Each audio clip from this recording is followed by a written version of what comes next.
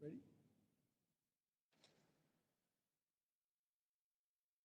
Good evening from Hilltop Community Church in beautiful Richmond, California, and welcome to the Fairmead Hilltop Neighborhood Council Richmond City Council debate. I'm Robert Rogers. I'll be your volunteer host and moderator this evening. I want to thank everyone here in our audience in this beautiful Hilltop Community Church and our wide-ranging audience at home, anywhere in the world. We can be seen on live stream on the Hilltop Community Church Facebook page, the Hilltop Community Church YouTube page, and also the Facebook group page, Everybody's Richmond Facebook page. These videos will be live streamed now, and they will also be recorded for posterity. Please do us a favor, log in, like, share, do all you can to share this great event so that we can hear from the city council candidates who want to represent us here in Richmond. I want to also give a special thanks to so many who helped make this possible, including Pastor Lauren at Hilltop Community Church and his wonderful audio and visual engineering team that has helped make tonight possible. I also want to thank Ardo Rentila, the president of the Fairmead Hilltop Neighborhood Council, our host for this debate, and Don Gosney, who will be serving as our timekeeper this evening. Our rules for tonight for the candidates.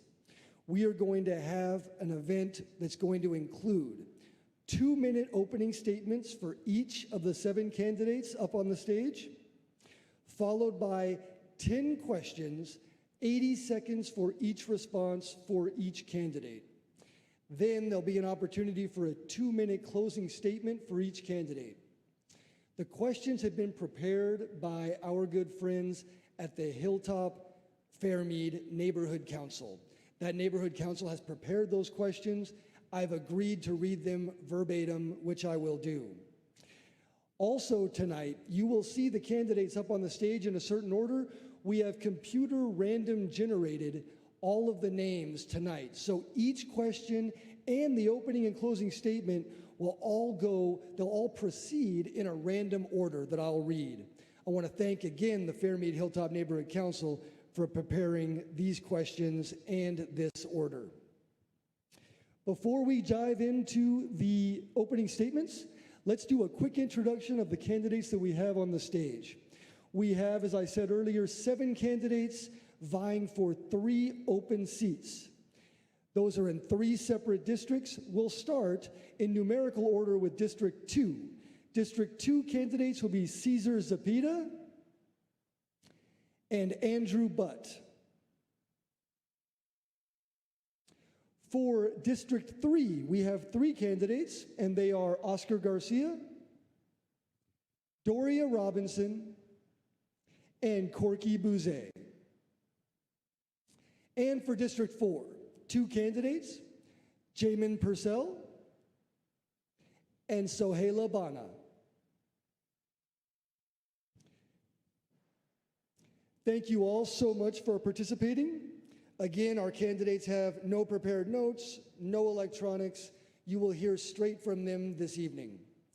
Let's begin with the opening statements. And again, they have been selected by random order. Opening statement number 1, Doria Robinson, please. Good evening, everybody. My name is Doria Robinson. I'm a lifetime Richmond resident. I was born and raised in Iron Triangle near the Nevin Community Center. I've lived there for all of my life, except for the time I spent in college. It's 48 years. 48 years of witnessing Richmond. I lived through the worst of the war on drugs.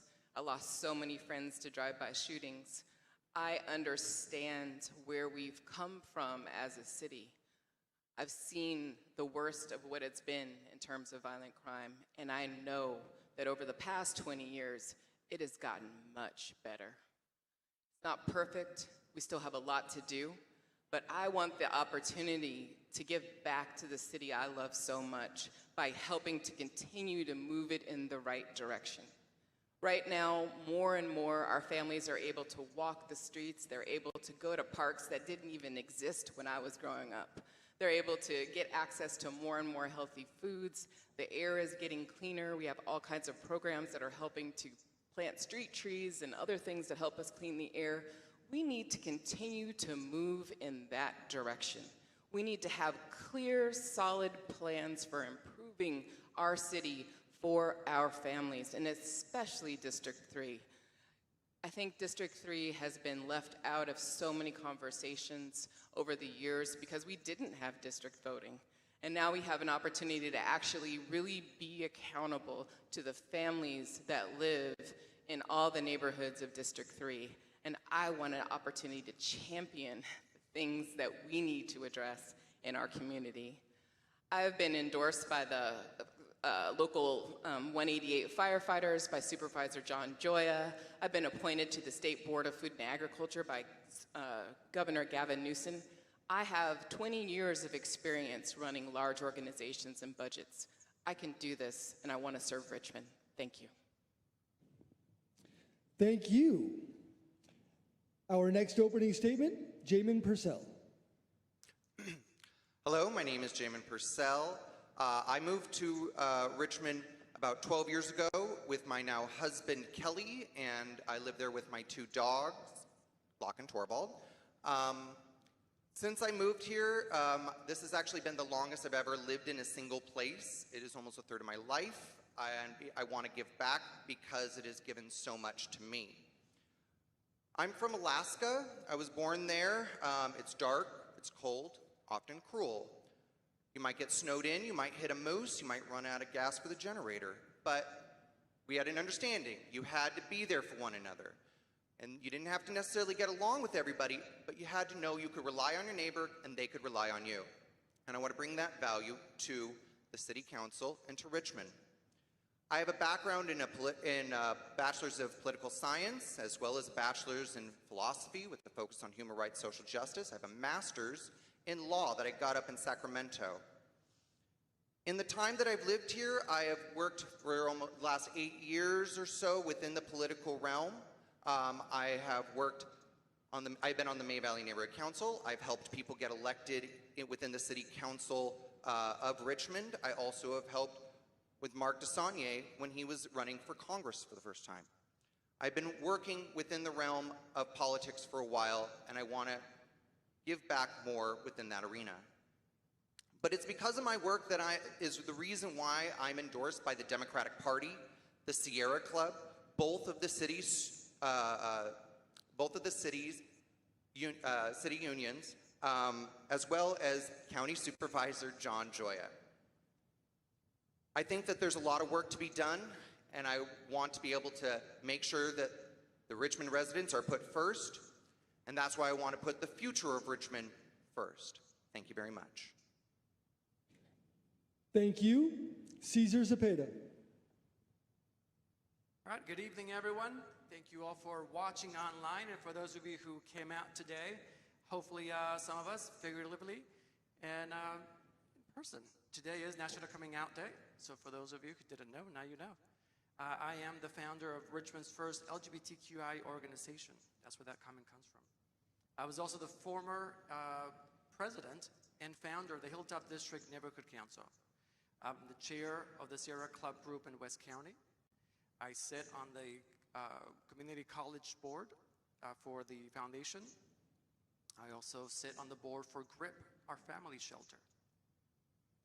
All this, and I'm also an elected official for the West County Wastewater District. For those of you who lived either in this part of District 2 or this part of District 4, or just about all of District 4, every time you flush, I am one of your directors that deals with that infrastructure. It's a hidden infrastructure, and hopefully we get to take that out a little bit more. Some of my priorities are public safety, affordable housing, and again, infrastructure. Infrastructure is very important. Those of you who drove in here today, hopefully, you didn't get any potholes and any ruin your vehicle because of that. Hopefully, if you walked on safe sidewalks. And later on when you leave, hopefully you're gonna have lights on. That's all part of our infrastructure as well as public safety. I am the candidate that's going to look at everything that we do in Richmond, starting with empathy. understanding that I do not know everything. And that is why I want to be able to work with our community, with those that agree with me and those that disagree with me, because that's the only way that we can uplift all of Richmond. We have 6 districts, and I am looking to represent Richmond as a whole. District 2 voters will be voting me in hopefully this November, and I want to be able to work with everyone, those in District 4, those in District 3, 1, 2, 5, and even the surrounding cities, because to uplift our community, we got to work with those around us. Thank you. Thank you. Next, Sohaila Bana. Thank you. I have lived in Richmond for over 25 years. I have raised 2 children here, and I have enjoyed living here with my husband. I have worked as an engineer on many different projects with many different teams and people for 30 years, 20 years of which has been at Caltrans working as an electrical engineer on making our freeways and highways safer. I am a Recreation and Parks Commissioner. I am a member of the Countywide Bicycle and Pedestrian Advisory Committee. I am a member of Advisory Fire Commission, and I've represented Richmond at mosquito vector control at the county level. I have been doing grassroots work, and I'm honored and glad to say I've brought tangible results to the community through a nonprofit organization I have established, West Contra Costa Fire Safe Council, working with different agencies in the city and county, including fire departments and many other agencies, to work on wildfire mitigation, making evacuation routes, the fuel mitigation, and many other things. I've also knocked on almost every single door in my district and learned about many other issues, from traffic safety to street sweeping, to lack of parks and sports facilities for children, lack of a hospital in our region in case of emergency would need to drive to Vallejo or Walnut Creek, the issue of Hilltop Mall that's very important to all of us. I plan to work even harder for the city of Richmond to make it attractive to both residents and businesses. We need to bring more businesses to the city to generate revenue to be able to provide the services that our residents deserve. I also plan to bring in a portion of $379 billion of the Inflation Reduction Act by Biden. We need our share here in Richmond. Thank you. Thank you. Next, Corky Bouzet.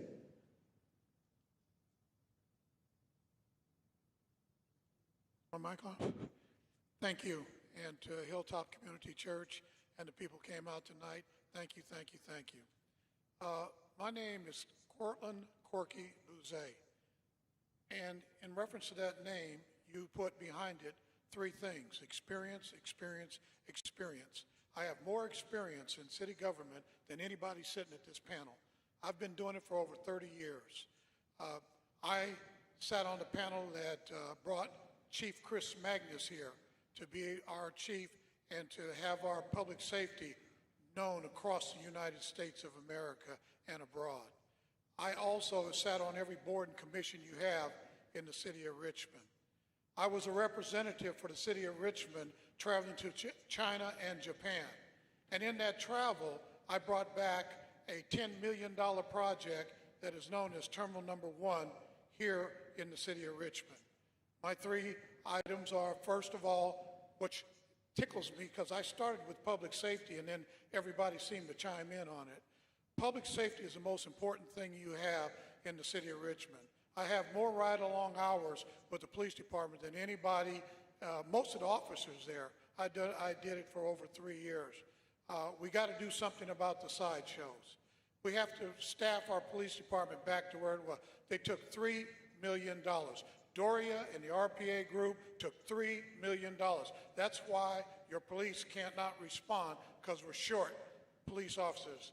We are short 10 firefighters. And these are things that we have to deal with. Right behind us, we've got Prologix coming up. Along with the China deal I did, I would like to do the same thing at Prologix to make sure the Hilltop people are heard. We have a new school coming up at Kennedy High School. I want my community to have a seat at the table so they can pick what they want for their children at Kennedy High, and I will tell you more later. Thank you very much. Thank you. Next, Andrew Butt. Thank you, Robert, and good evening, Hilltop Community Church. Thank you so much for hosting and for those tuning in. My name is Andrew Butt. I'm one of the probably longest people in Richmond here at the table. I am also 48, and Dory and I went to elementary school together for a couple of years at what's now Michelle Obama Elementary.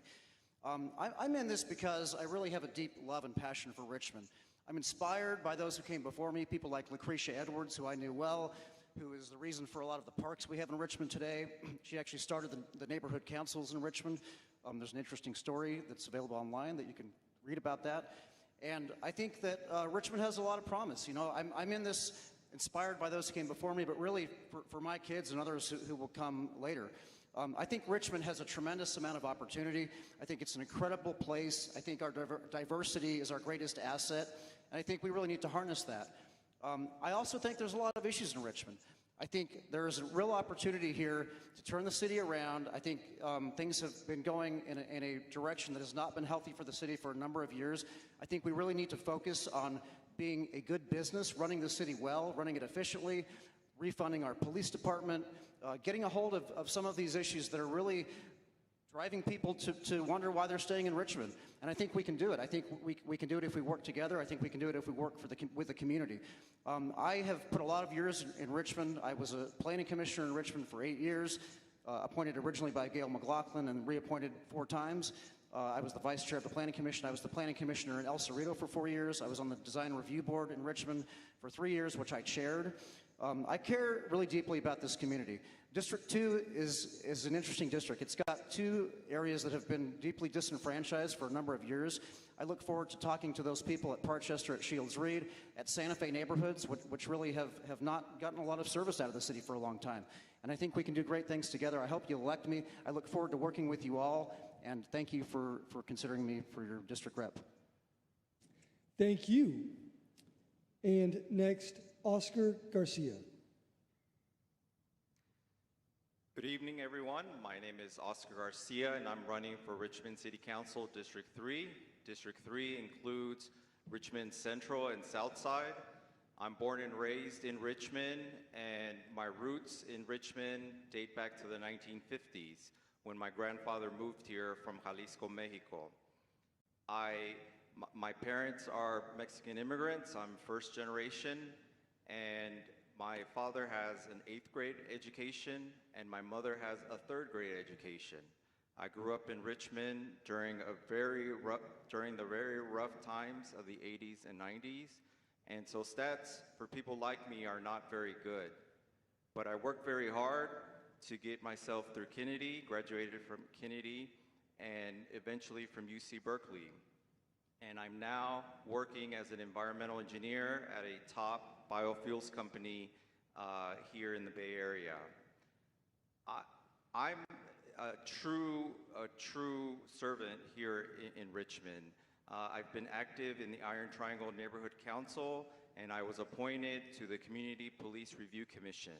I've been advocating for District 3 by actually calling into city council meetings, dealing with issues such as the police cuts that have been mentioned, such as the sideshows, such as other issues that have been of concern. I'm the only candidate that has been doing that.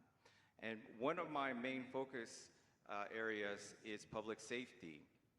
That is why I was endorsed by the East Bay Times, because I'm committed to ensuring that we have an adequately staffed police department, unlike other candidates who are still open to further reducing our police department.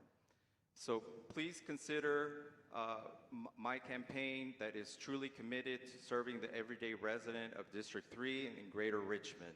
Thank you. Thank you. That completes our opening statements. Before we launch into our first question, I want to again thank the great audience that we have here for being here and being engaged in this discussion, and also our great audience out on the web.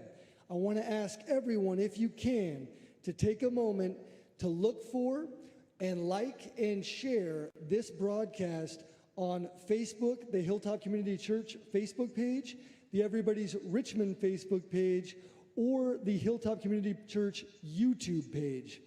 This is a world-class venue with a wonderful broadcast, and we want to share this with as many people as possible so that everyone can be as best informed as possible during this wonderful debate. With that, let's go into our first question. I will ask it. It has been prepared by the Fairmead Hilltop Neighborhood Council, and then it will be answered in computer-generated random order by each of the candidates. Question 1. Since safety seems to be the #1 issue here in Richmond and police staffing is at an all-time low, do you feel the police department should hire more officers? And would you vote for incentives to help attract more officers? Please explain. We'll begin with Jamin Purcell.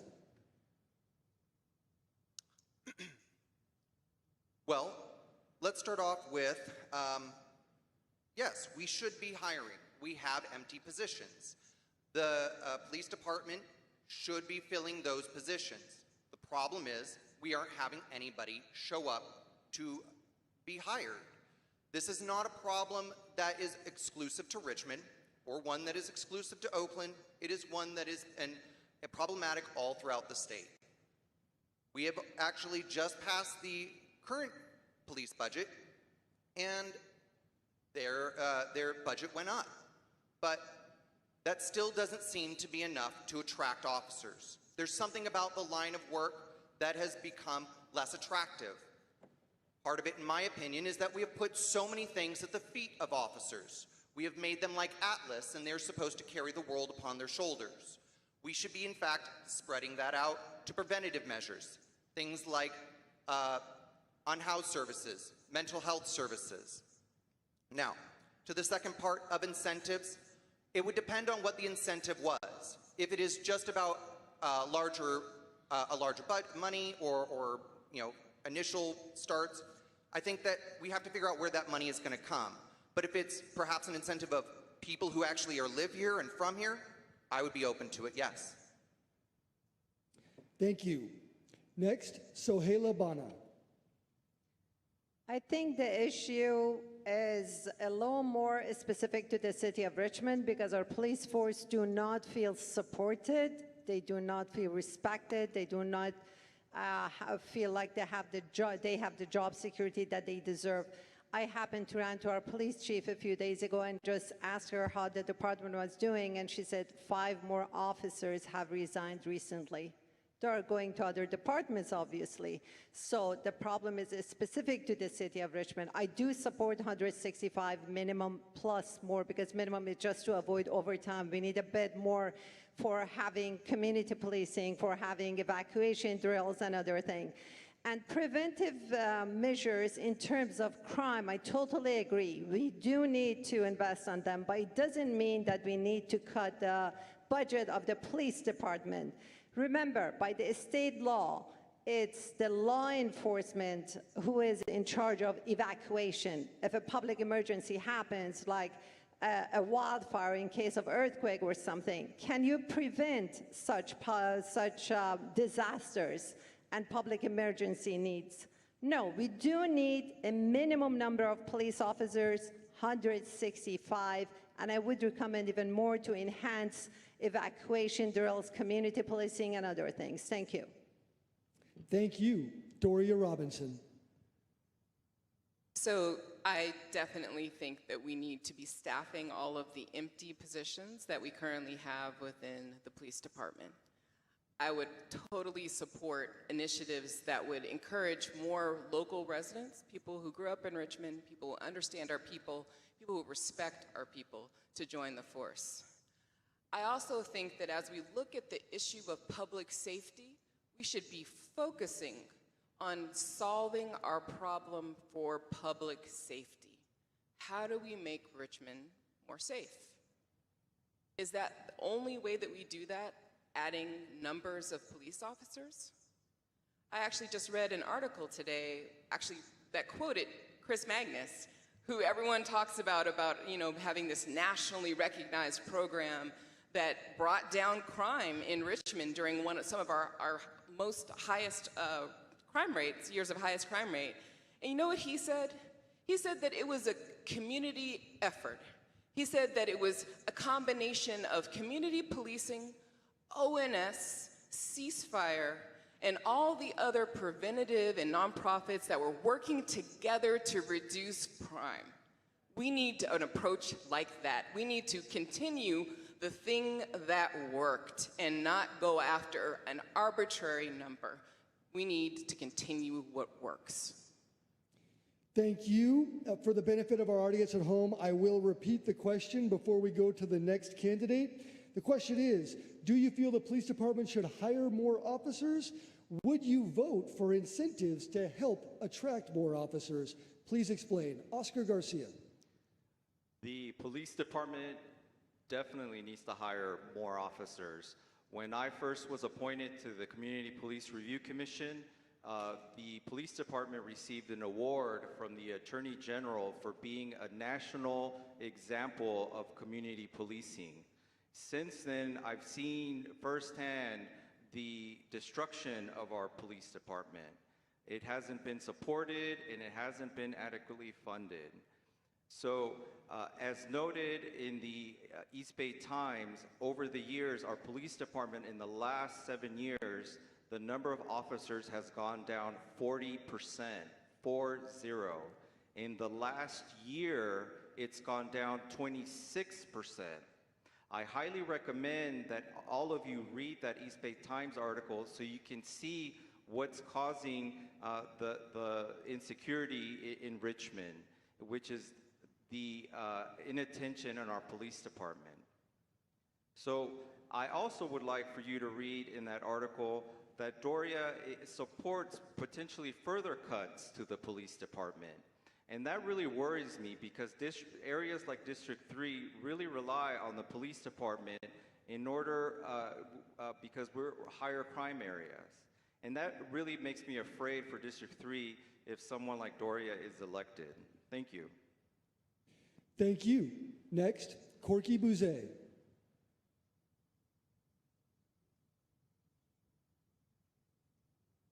Okay, thank you very much. For the people at home that are viewing this, remember these words. If you always do what you've always done, you'll always get what you've always gotten. And that's what's wrong with the RPA. And when I was attending the University of California in Berkeley, the teacher told me, he said, read the question and answer the question first. None of these people answered the question. And the question was, do you feel that the police department should hire more? The answer is yes, yes, yes. I'm known for being an outspoken person. When I was on the council, they used to say, when the black and brown people came to the council, those are Corky's army. Yes, they were. Those are people that weren't disenfranchised. They were allowed to have their voice heard. Second question is, would you vote for incentives to help attract new officers? My grandson is a Berkeley police officer. Yes, I would. Yes, I would. Answer the question. Doria and Jamelin took the money from the Richmond Police Department, $3 million under the RPA group. That's why you see these billboards that say, make change. If this is what you want, the RPA people, I'm not your candidate. But if you want change, call Corky. Thank you. Next, Cesar Zepeda. Now, the answer, yes, we do need more police officers, but not just 165. It could be more, it could be less. We're not going to be able to hire that many. I just spoke to our police chief, and there's a shortage everywhere. But alongside them, it's also important to know we need to hire mental health providers because the police do not need to answer every call. They should be answering crime-related calls, not substance abuse, not mental health services, issues with marriage counseling or something. You don't need police officers at every single call. Let's have them strategically be placed where we need them, and that is going to get us the bigger buck. The morale is low. We need to make sure that we help build up the force that we have and that we keep them safe. The better that our police officers' mental health is, the better services they're going to be able to provide to us. When they come to our home, when they're trying to figure out a crime, and they haven't slept because they're working overtime, they're not going to be at the 100%. If they are not being treated correctly, they're not going to be working at 100%. So it's a balance. Some of these individuals also live in Richmond, so they're our neighbors, they're our residents. So let's make sure that we have this balance of mental health services for both the police officers and also for our community and being able to work together. Thank you. Thank you. Andrew Butt. Thank you. So I think you've heard sort of both sides of this argument from the RPA folks and others. And I think, you know, what you hear from the RPA and their supporters is crime is not going up. It's not really a problem in Richmond. Richmond has the same problem as anywhere else recruiting police officers. You know, it's a shortage everywhere. Now, there's some truth to that. It is challenging for cities to compete for police officers. So I think we need to absolutely double down. We need to hire more officers. We need at least the amount that Bisa French has asked for, if not more. We need to figure out how we're going to get the best officers, right? We don't want just any officers. We want the best officers. And we thankfully don't have far to look for that. You know, under Chief Magnus, we had one of the best police departments in the world. We had, you know, police wanted to come to work for Richmond because it was known to be a great department that supported cops. And that has completely changed 180 degrees. We need to change that. I think in addition, we need to be smarter about how we spend money and how we deal with law enforcement. We need to look at things like license plate readers, like surveillance cameras that the city of San Pablo effectively deployed. You know, we can get a lot more from our money, I think, if we're strategic and we're smart about this. And I think fundamentally, we need to tell the police and send a message out there to anyone who wants to be a police officer that we want good police. We'll support you. We won't vilify you, and we'll make sure this is a place where you want to come and work, and you're going to feel good about it in the end of the day. Thank you. Thank you. That concludes question 1. Before I go into question 2, I'd like to just share with the candidates, some of the technical team here at the church has asked me to ask you to please do not turn off your mics when they are not being used. Just advance them a little bit forward in front of you on the table. Thank you so much. Question number 2, like all of the questions, 80 seconds per response, computer-generated random answer order. Question 2 has a lengthy context portion before I get to the question, so please listen carefully.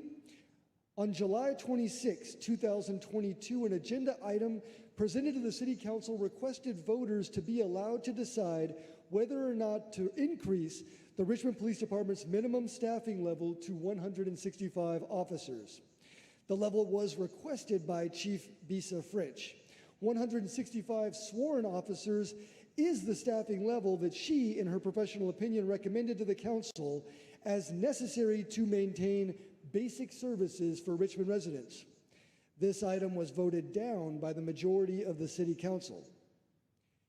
As a council member, would you support Chief French's request and commit to vote for an increase to 165 sworn officers?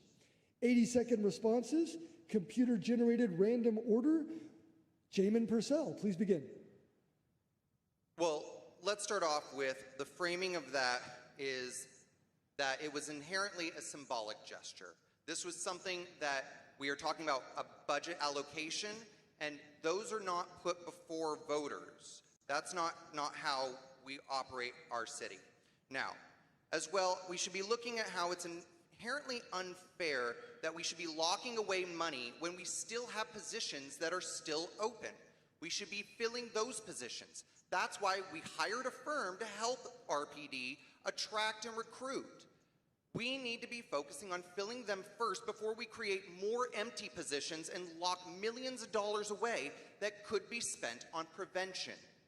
Prevention like mental health services, unhoused services. We were able to give some money to the Office of Neighborhood Safety, and now it's been nationally recognized for its ability to reduce violent crime here in Richmond. Now as well, when we're talking about how to incentivize or try to attract and recruit, my opponent has said that she wants to actually reduce the pension benefits. How are we going to be able to recruit if we are reducing pension benefits? The benefits is one of the major ways that we pay our officers is so that they can look forward to a nice retirement. That's what I would do. Thank you. Cesar Zepeda. Right, the answer is yes, but we also need to have a path to both recruit and trained successfully so they could be here in our community. Community is very diverse, from the north to the south, to the east, to the west, to the center, to the flatlands, to the hills. We need to make sure that our community officers that are coming into our community can work alongside with our community. And if we're going to get to 165 or whatever that number may be, maybe it's 180, maybe it's 120, right? It's figuring out year by year as the needs for our communities change, we need to be able to adjust and working with our chief to see, and it's the first female chief we've had in Richmond, making sure that she understands and working with us as well to get to the right level. Are we training them correctly to understand the needs of our community? That's going to be a very, very big piece. We don't want to just bring police officers from another side of the country that don't know how to work in a community like Richmond. Again, we're very diverse. Can someone from somewhere else be able to work alongside our community? That should be asked as part of the hiring process. But we need to make sure that we have public safety. That is the #1 issue. Every time I knock on a door and somebody answers, from Point Richmond to Hilltop and everyone in between, people tell me public safety, they need more public officers, police officers, and community policing. Thank you. Thank you. Corky Bouzet. Thank you. Once again, answer the question. The questions are written and put right in front of you. The RPA Majority Council listened to the Chief of Police who said they needed 165 people, and guess what they did? They voted it down. Now, if you don't watch out, don't let the smooth talk fool you. I don't want to see 165 police officers or staff. I want to see the 200, which was always there in the olden days. Half of these people don't even know how many we had. And when your chief of police comes in front of the council and the council majority has a majority vote and they vote down their chief of police, I kind of want to take a look at that. So again, like I say, RPA, I'm not hammering RPA because that's something to do. I'm hammering them because since 2014, they have sent this city backwards. The community has come to me and said, we need a voice like yours, Corky. Somebody that'll stand up and tell it the way it is. And that's exactly what I'm doing in this forum tonight.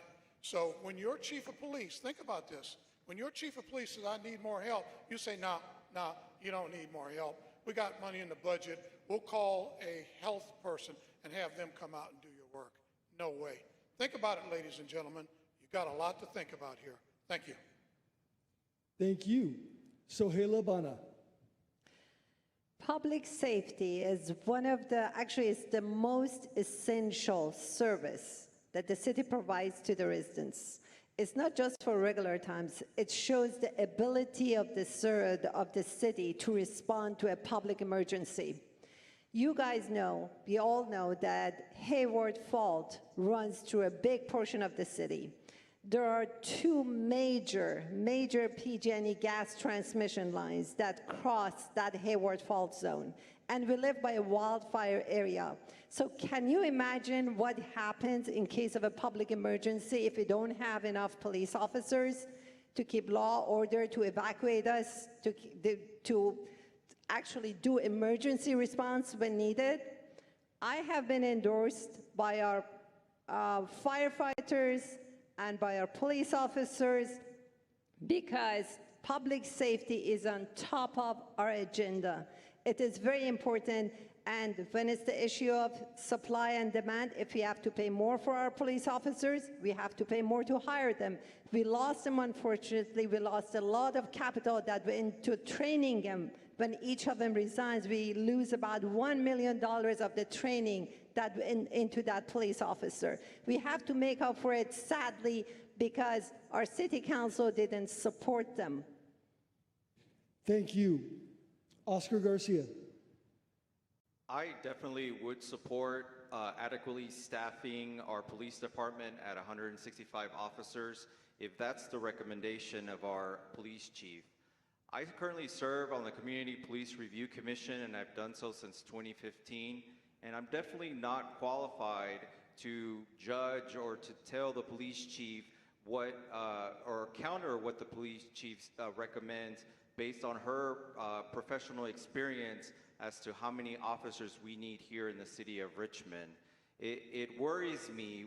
We have candidates who feel like they know everything and can counter the professional judgment of our staff, such as our chief.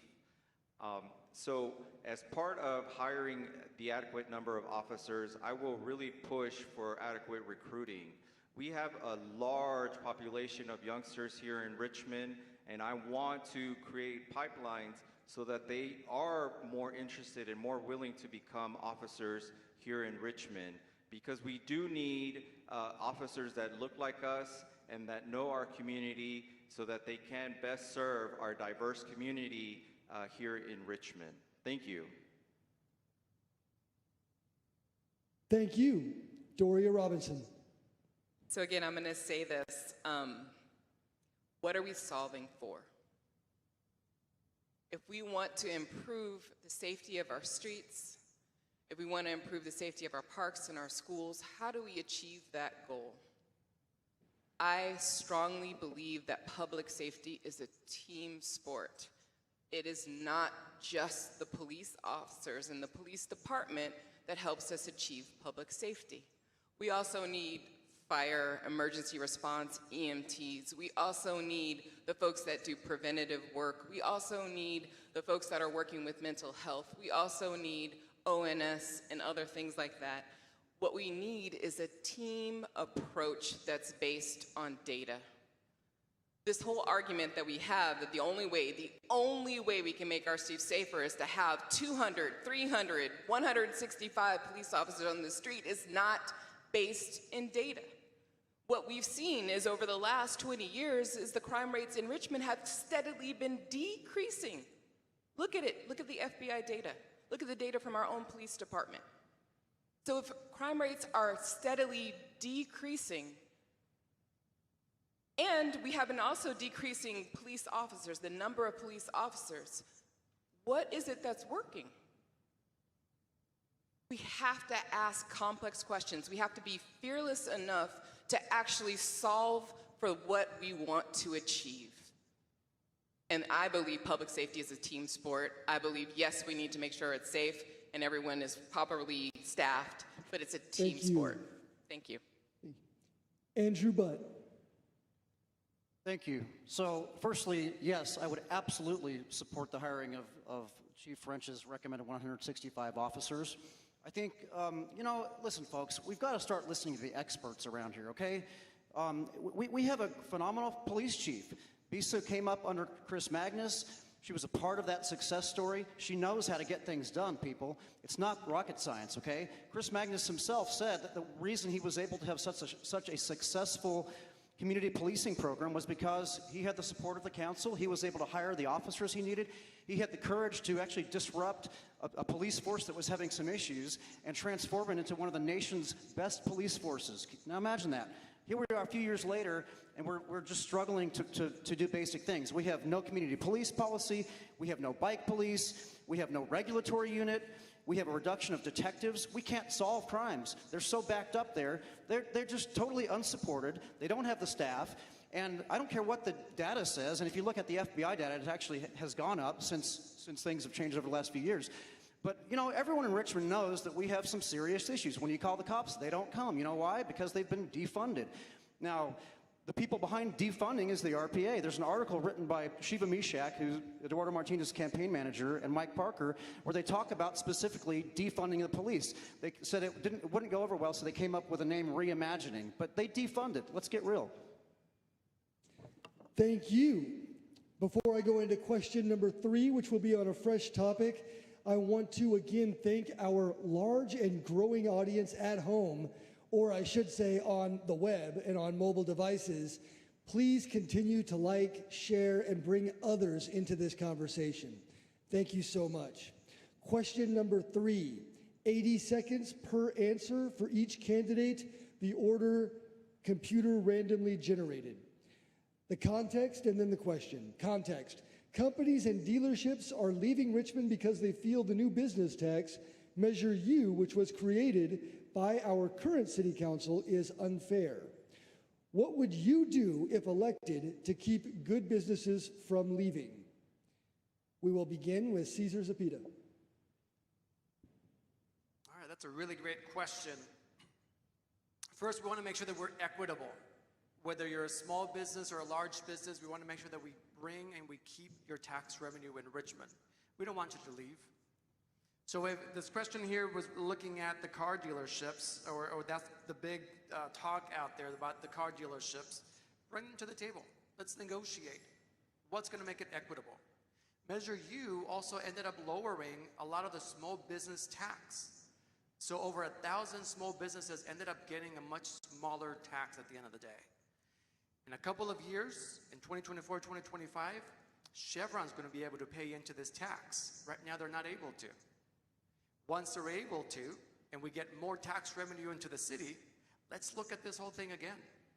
If we only need, just making up a number here, $500,000 to run the city of Richmond, and Chevron gives us $200,000 of that, maybe we collect less from the smaller businesses because Chevron's making up for or compensating for the other part.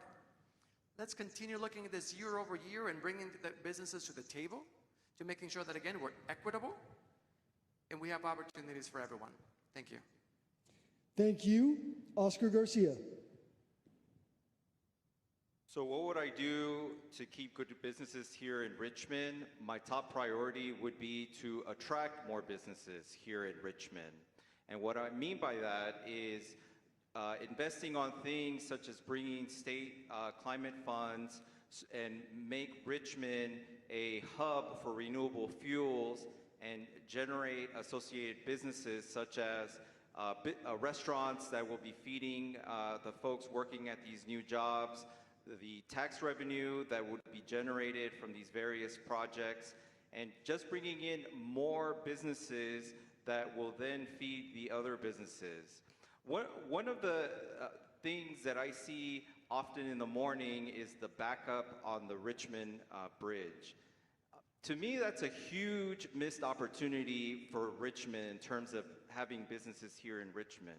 And I say that because all those people sit in traffic every morning, a lot of them live here in Richmond, to go to jobs in Marin, jobs that they could easily have here in Richmond. And instead, our city council is pushing businesses out. And to make matters worse, all those cars sitting there make it the single largest source of particulate matter that we breathe in every single day here in Richmond. So ask yourselves, who do you think is most qualified to bring businesses? And that is me. Thank you. Thank you. Andrew Butt. So I'm one of the few people up here that actually owns and runs a business. I've done so for a number of years. My business has been significantly impacted by the Measure U tax, so I take it quite personally. You know, Richmond really needs to roll out the welcome mat for businesses. We need a council who's going to say to businesses, hey, we want you to come here. We're going to provide incentives for you. We're going to make this a place where you want to come and hire people and thrive and grow your business. That's what Richmond did for a long time. We're moving backwards now. Some of the things that I would do is, one, I would form a blue ribbon committee to reassess Measure U. Now, we're not going to go back to the voters and undo it, but what we can do is we can rethink it. We can basically rewrite it in a way that's more fair to businesses across the spectrum. I think we need to make sure that people understand Measure U. You know, there was very little to really no outreach to the business community in Measure U. Now, other cities around the Bay Area have done outreach to businesses. They've brought them to the table. They've had conversations. They said, how can we make this work for both of us? I think that needs to happen. There's a loophole that Measure U doesn't apply to some of Richmond's largest businesses. It doesn't apply to transportation businesses. Those are not gross receipts tax. They get tax based on their number of people, so like BNSF. We need to address crime, improve parks. We need to make Richmond a place that businesses want to come and that's attractive to them. Thank you. Next, Jamin Purcell. Well, I'm glad somebody talked about rolling out the welcome mat, because you know how you attract businesses is you have good quality roads, you have good parks, you have clean streets, you're able to provide services, and that's what Measure U is going to do. It's going to be able to provide those things that have been cut back or neglected over the years. That's why it was put on the ballot. That's why it was supported by 73% of the city of Richmond. Now, can you remember any other bill that in history, that, recent history, that's been supported with such an overwhelming amount of people? And yet 80 businesses are the ones who are saying that they are going to leave, that they are going to make that they're having too much of a difficulty. But, really we need to be looking after what is the residents' concerns. What is going to be able to provide with that money? What I'm also advocating for, or what is part of this, is it's going to fill out the 110 odd positions that we have in City Hall. Those are good quality jobs. They provide union jobs with great benefits. We are going to be able to fully staff our fire department. Do we want to make sure that we have public safety, or do we want to give some of the biggest businesses in Richmond a tax break? This is a fair tax. This is going to help the city of Richmond. Thank you. Doria Robinson. So I also believe that Measure U is a fair tax. It basically took a situation where the largest businesses in Richmond were formerly paying the least amount in taxes and made it so now they're paying their fair share. I feel like that's the way we need to move forward, especially when those businesses want to enjoy all of the services and things that you need in order to run a business in Richmond. You want the roads kept up, you want all these other services, and those cost money. I want to reiterate that Measure U lowered taxes on the vast majority of businesses operating in Richmond. It lowered it.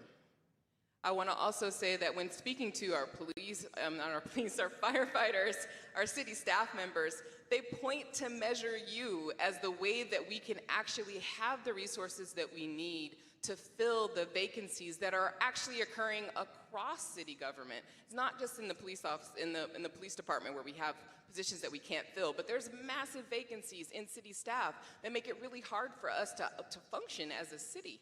And this actually creates the funds that we need to fill those holes. So again, we can have a comprehensive vision for what we want to do in this city, and that we can staff every team, and that we can have the resources we need to run the city right. Thank you. Corky Bouzet. Thank you. I want to go back to answer the question. What would you do if elected to keep good businesses from leaving? Well, at one time, I knew here at Hilltop, there was the Red Lobster, there was Chevy's, there was Fresh Choice, there was the Chinese restaurants, and then my friend Leon over at the Hilltop Auto Group. They're all upset and ready to leave. If you go out and you have 10 people that can make your city better, and you lose 9 of them because your Measure U is too strong, then you're not gaining anything.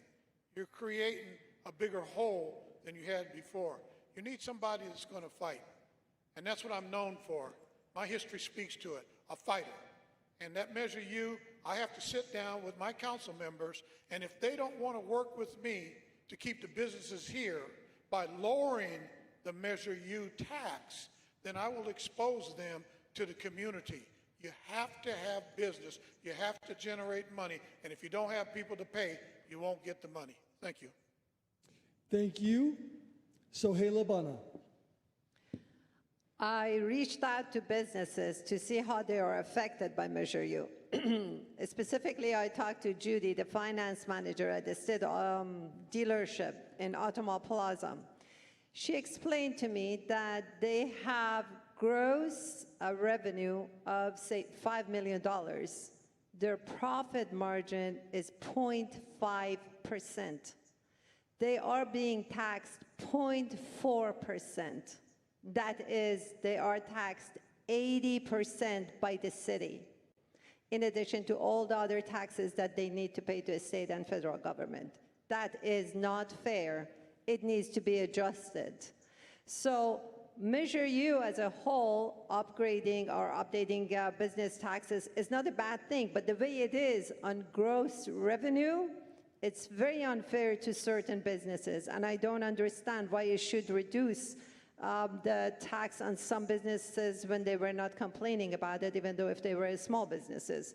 We need to bring in more businesses to the city. Having 2 Costco branches instead of 1, when both of them are paying taxes, is more beneficial to the city because the amount of sales tax we get from them is very important to us and many other stores too. And unfortunately, this Measure U is very unfair to businesses with huge revenue. Thank you.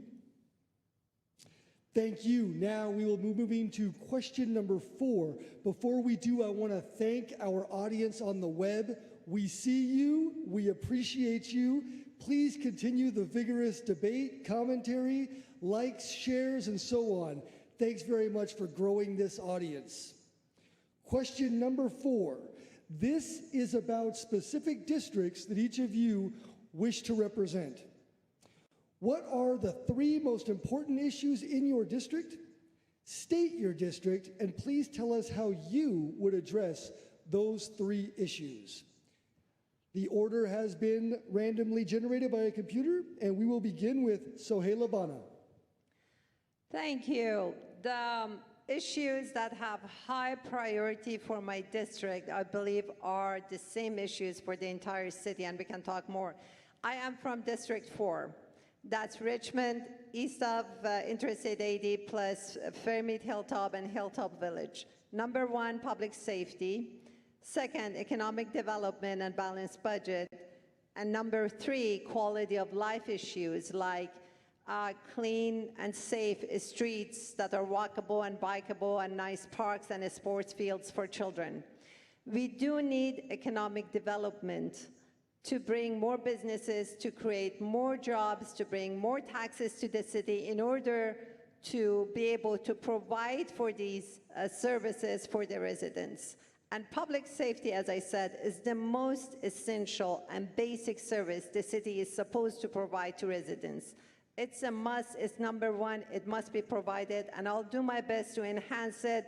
If I had time and I could explain, I could count all the deficiencies that we currently have in our, in terms of the equipment for our emergency responders. For example, they don't even have emergency communication system. They don't have satellite phone in case of earthquake, with all communication modes go down. So,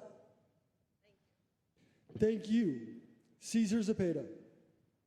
Top 3 issues are public safety, infrastructure, and housing, especially affordable housing.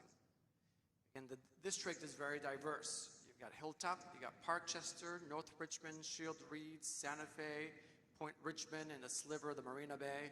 So the needs in one corner of the district can be very different than the other corner of the district.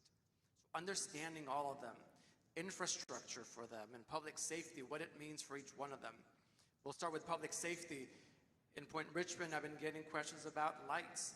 They want to know, can we have more lights and sidewalks, and fixing their infrastructure so that way when they're driving through their streets, they're not popping their tires. And as you get to other places of the district, it could be even jobs, but affordable housing. People are looking to be able to stay to live in Richmond, to work in Richmond, but they can't afford to live in Richmond. So we got to be able to build that affordable housing. We're going to have a great opportunity right next door here from us now at the Hilltop Mall, or what used to be the Hilltop Mall. We have a great opportunity to be able to uplift all of Richmond and be able to help pay for that public safety, that infrastructure, and be able to create more housing and jobs, jobs, jobs. If you're able to give people jobs, they can help themselves come back up and be able to afford that rent, be able to afford everything else. Thank you. Thank you. Doria Robinson. So as I've been walking District 3, knocking on doors and talking to people, to families, what I've been hearing is that people really want better solutions for housing. Not just more housing for in general, but explicitly more low-income housing so that working class people can have a place to stay and not be threatened to be pushed out onto the streets. They also say that we really need to do something about folks that do not have a house and they're living in their cars, they're living in our parks, that we need to actually have a plan to address it and not just turn away and act like it's not happening. And I have those plans. You can visit my website to see them. I think we need some transitional housing happening. I think we need to look to programs that are existing in Marin that are really addressing these issues really well, and use some creative measures to do infill development and so on, and look to things like the Richmond Community Foundation that are helping to make first-time home owners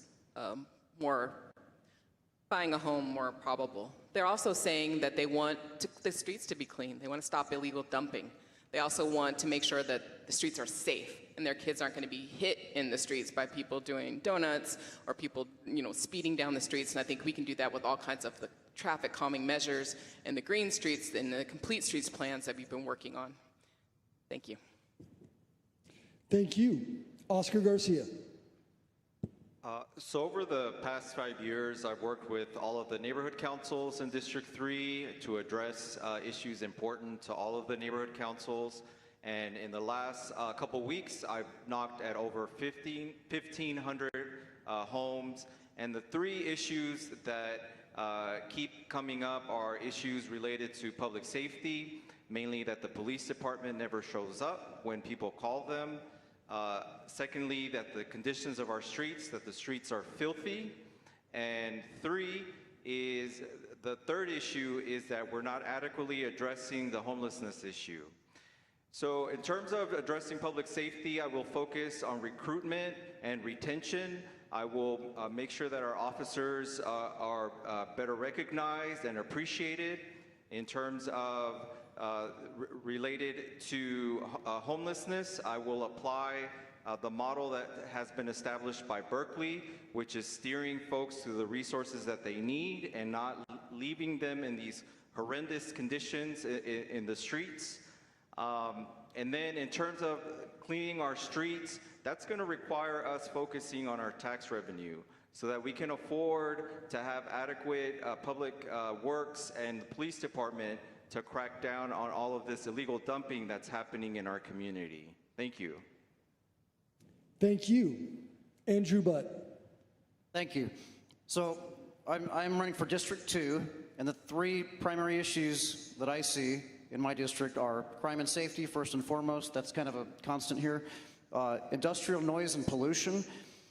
A lot of District 2 is in the shadow of heavy industry, and people have issues at night when there's all kinds of crazy noises going off, and when there's constant issues with pollution.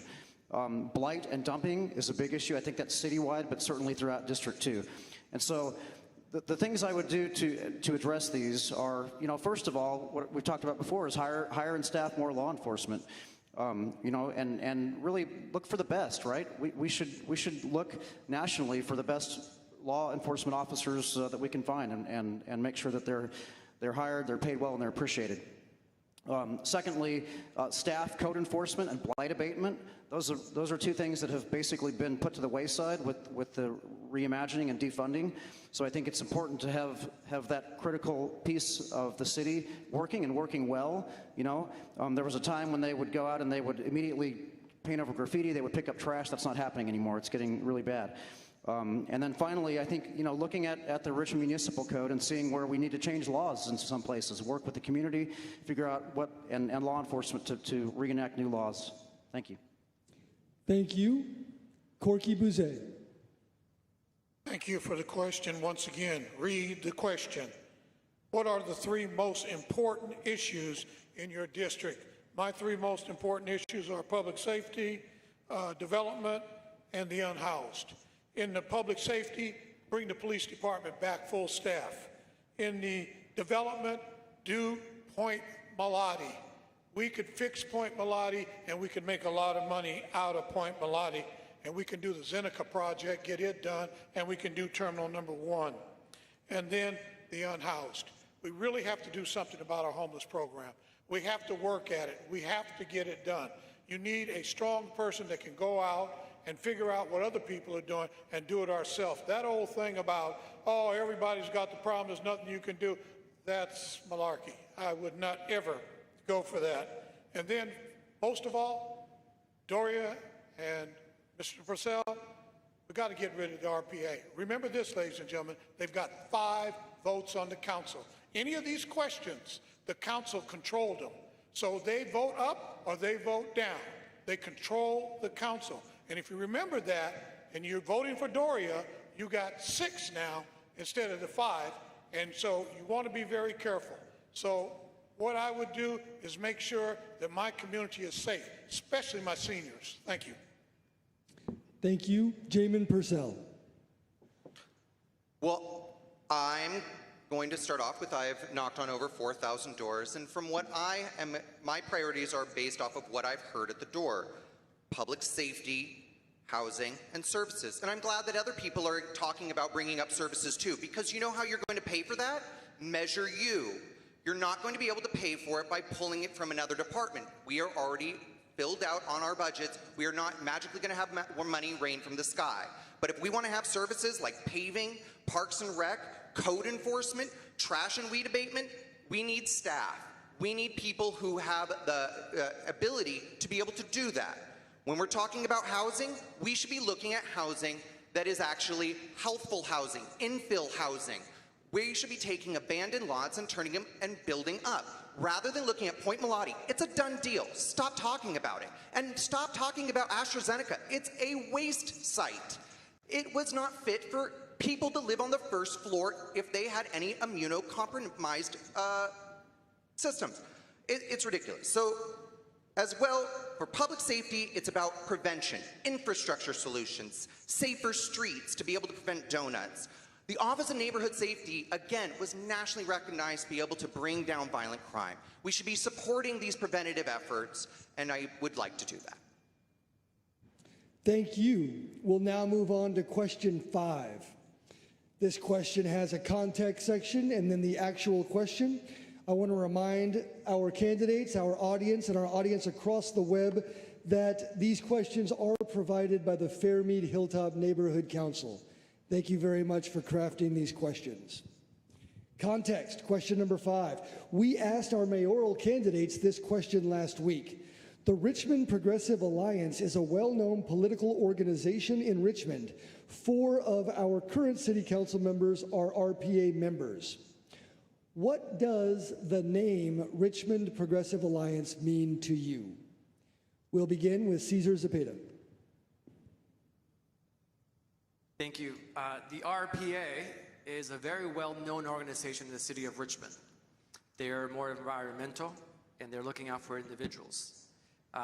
They are a big voice of our city. They have 4 votes in the city council because they've always been able to move at least 50% of the vote of Richmond. So while I'm looking to represent District 2, I'm going to be looking to represent even those that I don't always agree with. And the RPA is part of them. At times we agree with issues, and at times we don't. The very first thing I did when I got involved in our community, we actually went head-to-head with some of the leadership of the RPA. And then sometimes we agree on issues, sometimes we don't. But we got to be able to work with everyone. The RPA has a different perspective and take on things. Are they always good? It all depends on your point of view. I am not going to trash the RPA. I'm not going to trash any other organization. I personally am not a member of the RPA. I stand on my own. And therefore, I want to be able to work with everyone. I am going to be one of the few candidates that's going to be able to do that. Don't trash your neighbors because you may need them. You have to be able to work together. Thank you. Thank you. Corky Bouzet. Thank you. That's a great question. And you have to ask yourself, are you better off today than you were before the RPA took over? The answer is no. The RPA has got to carry the load that they put out. They have been against your police department. You can hear Mr. Purcell and you can hear Doria talk about, oh, well, RPA, this, that, and the other. But the question is, our police is unfunded because of these 2 people's group. Their group killed your police department. So be careful that you don't get caught up in the same thing. In reference to the city, are building. RPA killed it. You just heard Mr. Purcell talk about, the RPA and all the stuff that they're going to do. But you know what?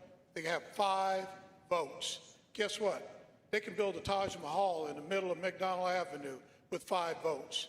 So when you hear these people talking to you and they tell you of all the things that they're going to do, why haven't they done it?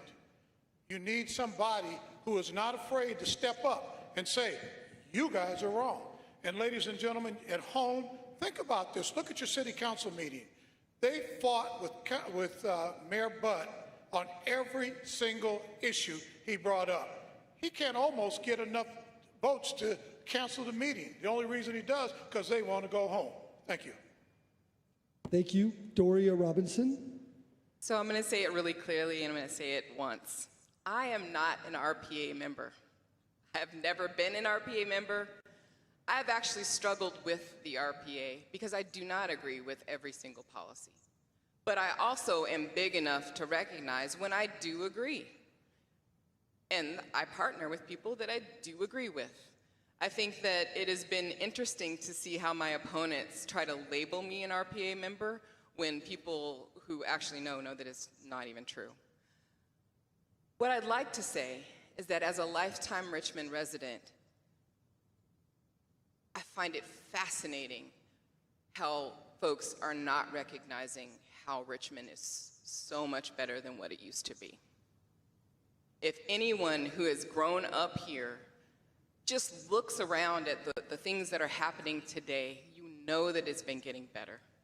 If you are a person who is re-entering from incarceration and you're coming back to Richmond, you now have Ban the Box. That was an RPA initiative to make it easier for people who are returning from incarceration to get jobs. That is an improvement. There are a number of things that the RPA has supported that they should actually be getting credit for. We should be big enough to say that those are good improvements. You know, the initiatives to move towards climate change adjustments, to have health in all policies, to actually support community policing, which was something that was not supported by the old guard. These are all things that we should be associating with the RPA. Thank you. Sohaila Bana. Thank you. I am an independent candidate and I am progressive. So when Richmond Progressive Alliance came to town, I supported them. Many of us supported them. That's why there are 4 city council members who are RPA. But I do not support them anymore, even though I'm able to work with some of their members. They have their own base. It's a democratic country and society. They should have their own representation. We should be able to work together, and I'm fine with that. But I realized the process that they make decisions is not democratic. They run on a slate politics, and often they act like political guardians of Richmond residents, and I do not approve of that. That is why I'm running on my own platform as an independent candidate. I am committed to you and only to you. I will be representing you, and I will be your voice.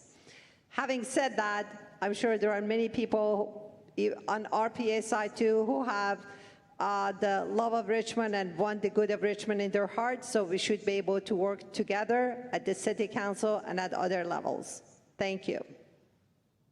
Thank you. Andrew Butt. So most people who know me know that I'm not a fan of the RPA. The Richmond Progressive Alliance has shown themselves to be a real danger to Richmond. This is a group of people that has full control of the city council. Thus, they make all the decisions of the city. Most of those are made behind closed doors at their RPA meetings, which are no one else is allowed to see. And then they come and they all know how they're going to vote. They all vote the same generally.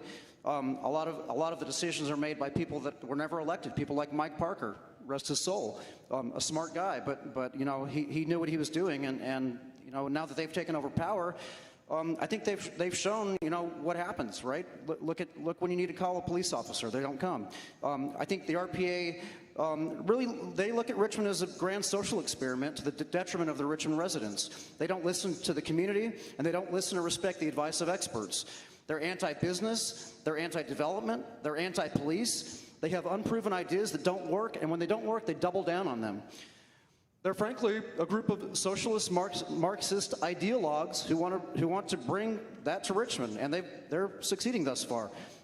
They have come out against all the developments lately that would bring revenue to the city, including Point Melati, Zeneca, the Berkeley Global Campus, which they killed. They divide and conquer with the wedge issues, and they're backed completely by the SEIU. Thank you. Oscar Garcia. So my commitment as part of my work in the city of Richmond is to improve Richmond. And as part of that, you have to work with everyone. And there's often folks who refuse to work with the Richmond Progressive Alliance, but we have to work with them. They are a solid force here in the city of Richmond, and we have to be open to working with them. And I do often in the Iron Triangle because City Councilman Melvin Willis represents part of the Iron Triangle. But what I've seen throughout this election season is Doria is not very proud of her association with the Richmond Progressive Alliance. As noted by the East Bay Times, she's supported by the Richmond Progressive Alliance, and yet it makes her feel uncomfortable. And I don't understand that. And I've noticed all of her endorsements have been handed to her by the Richmond Progressive Alliance. A lot of her supporters have been handed to her by the Richmond Progressive Alliance. And yet I'm confused as to why she doesn't like this label. So think about that, and I'll leave it at that. Thank you. Thank you. Jamin Purcell. Hi. Well, as the only person who is a member of the RPA, I can tell you why I'm a member of the RPA. I'm a representative for the human rights and social justice aspect of it because I'm a representative from the Richmond Rainbow Pride. That's why I'm a member of it. I'm also a member of it because it's a collective of people with shared values. Those values are about environmentalism. Those values are about political education, like knowing the difference between Marxism and socialism and democratic socialism. And it also is about bringing people together to work on things so we don't have to recreate the wheel every single time. If there's a singular source of people who are analyzing various policies at the state level or somehow they're going to affect our city, it's just much easier if we're all working together, and that's what it tries to do. It tries to work collectively. Now, I also want to point out, both of the RPA candidates, myself and the mayoral one, were endorsed by the Democratic Party, and that's because we share the values of the Democratic Party. That is because the Democratic Party saw in us that we were going to bring about the effective change we need here in Richmond. Green New Deal, Blue New Deal, people who are focusing on what matters. And we do support people, even if they're not members of the RPA, because we can look at what their platforms are and look for shared values. And that's why we do that. Thank you so much. Before I move on to the next question, I want to thank those who have just joined us in our audience, as well as those who have joined us at home as our audience grows. We are broadcasting live from Richmond Community Hilltop Church, and this is the Fairmead Hilltop Neighborhood Council. This has been a wonderful debate so far. Thank you so much to the council candidates who are here participating today. We are now on the back half of our debate tonight. We will begin with question number 6, now that we have again crossed the halfway point. Question 6 has context as well as the question. Please listen carefully. Context: the City Council is considering a community bank using taxpayer money. This bank would provide what is considered by many as high-risk loans to local nonprofits using taxpayer monies, loans that conventional banks may not provide. Question: would you vote in favor of a community bank for the City of Richmond, which may offer these types of high-risk loans? And as a member of the council, would you support safeguards that would help protect the people's money? Again, random order of answers for candidates. We will begin with Sohaila Bana. Yes, I do support safeguards, and it's very important. The city has no experience in banking, so I don't want us to go bankrupt in this experience before we learn the alphabet of banking. Perhaps we need to ask for mentorship from Mechanics Bank or some other bank to help us with it. And if we start by having more security guards in place, less risky loans, and as we build up, then increase the amount of risk or the number of risky loans, I think that would be a safe path. It's just like you're entering the water and at the same time you're learning to swim. You have to be very careful. You don't want to drown. So you have to take your time. I think it's worth giving it a try, having enough security measures in place and receiving partnership, guidance, mentorship from banks like Mechanics Bank or local banks. In other experiments, actually, microeconomics, when they give a small loan, even though it's risky, the small percentage that fail, that doesn't matter in the larger scope, and as a whole, it's a success. So I am in favor of it, given that there are the sufficient number of security measures in place to guarantee success. Thank you. Thank you. Cesar Zepeda. I would need to further study this issue here once I'm seated as city council member, being able to ask further questions. But I do want to make sure that we have safeguards to protect the money if it's a decision to move forward with the bank. We're a city that makes policies and that we provide services to our community. The goal of this, I believe, is to provide opportunities to the small businesses, but there's other ways out there without having the risk of the taxpayer money involved. So again, I need to do some further studying on this and then figuring out what is the best outcome, and are there other things that we can do to provide those same opportunities to the community, whether it's for small business loans or when you're purchasing your first home. I purchased my first home here at Hilltop when I was 22, and I could have definitely used a bank that was friendly to someone that was brand new to investing and brand new to buying my first home, instead of going to these huge banks that end up failing halfway through. But again, more studying of this, and then from there I'll be able to make a further, more educated decision. Thank you. Thank you. Doria Robinson. So I agree. I think that we need a little bit more study on this issue. I think it's an interesting idea. I think that we should be watching places in the nation that are trying this out and seeing what happens from it. I also agree that there are situations where there's capital that's needed in order to do things like buy a first home or help a small business get started at the level of capital that they need to succeed, to actually make it past the point where they're breaking even and actually making a profit. And this could be a way to do that. That said, I honestly believe that we have a lot more important things to focus on at this point in time in Richmond's history, and we should be focusing on those things. We should be focusing on, initiatives around housing, around unsheltered populations, around, public safety writ large, this team approach that I've been talking about. There are so many things that we need to deal with first in my book.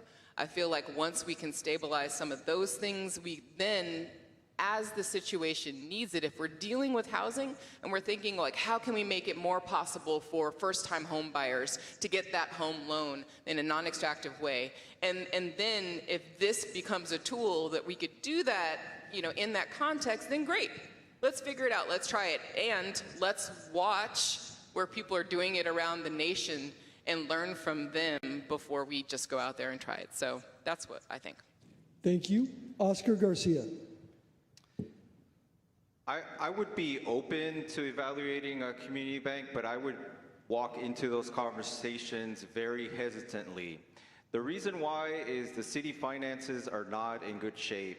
The state has ranked the city finances in the one of the top 10 worst in the state, and we don't have a history of managing programs. I mean, just look at our public housing program.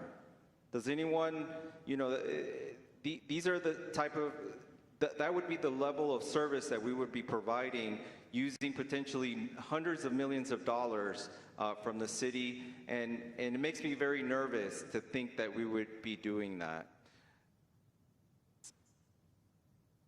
I also think that the bank could make it susceptible to inside dealing.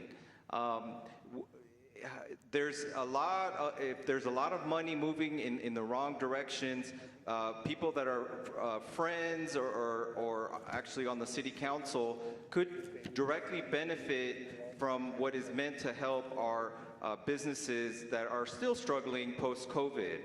So I'm in general more in favor of steering our businesses, especially our minority businesses, to existing business sources of revenue that are out there, especially at the federal level. Thank you. Thank you. Next, Jamin Purcell.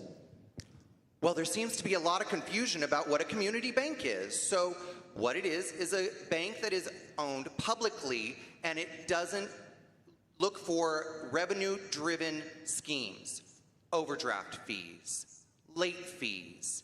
These are things that were created by banks to be able to increase their revenue. This is why they're billion-dollar industries. What community banks do is they allow for people who would be considered at risk, which generally, within banking, means person of color. Have them have access to loans. Loans to be able to buy a home.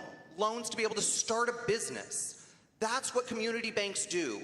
They actually uplift the community and they move the money through the community. That means that we have less money that is going to, Bank of America or whatever, and instead it is going through the community and is going to be at a lower interest rate. We are not going to be giving out predatory loans. We are not going to be publicly listed. These are things that will protect us. Now, as far as incentives to be able to protect us, well, none of it's managed by the city council. It's managed by experts who already know how to do this. So, yes, we should allow the experts in banking to protect our money. Thank you. Thank you. Andrew Butt. So I think this is a horrible idea. Just being blunt, I think this is what I was talking about earlier when I was talking about the RPA and their consistent effort to use Richmond as a social experiment to the detriment of the taxpayers. I mean, think about it. Are we doing that well in Richmond here and have solved all our problems that now we need to go into banking? I think we don't. I think, as Oscar mentioned, you don't have to look far to see how poorly run the city's housing program was. It was abysmal. There were literally rats and cockroaches running around through Richmond's housing. It cost Richmond a ton of money. I'm talking about tens of millions of dollars.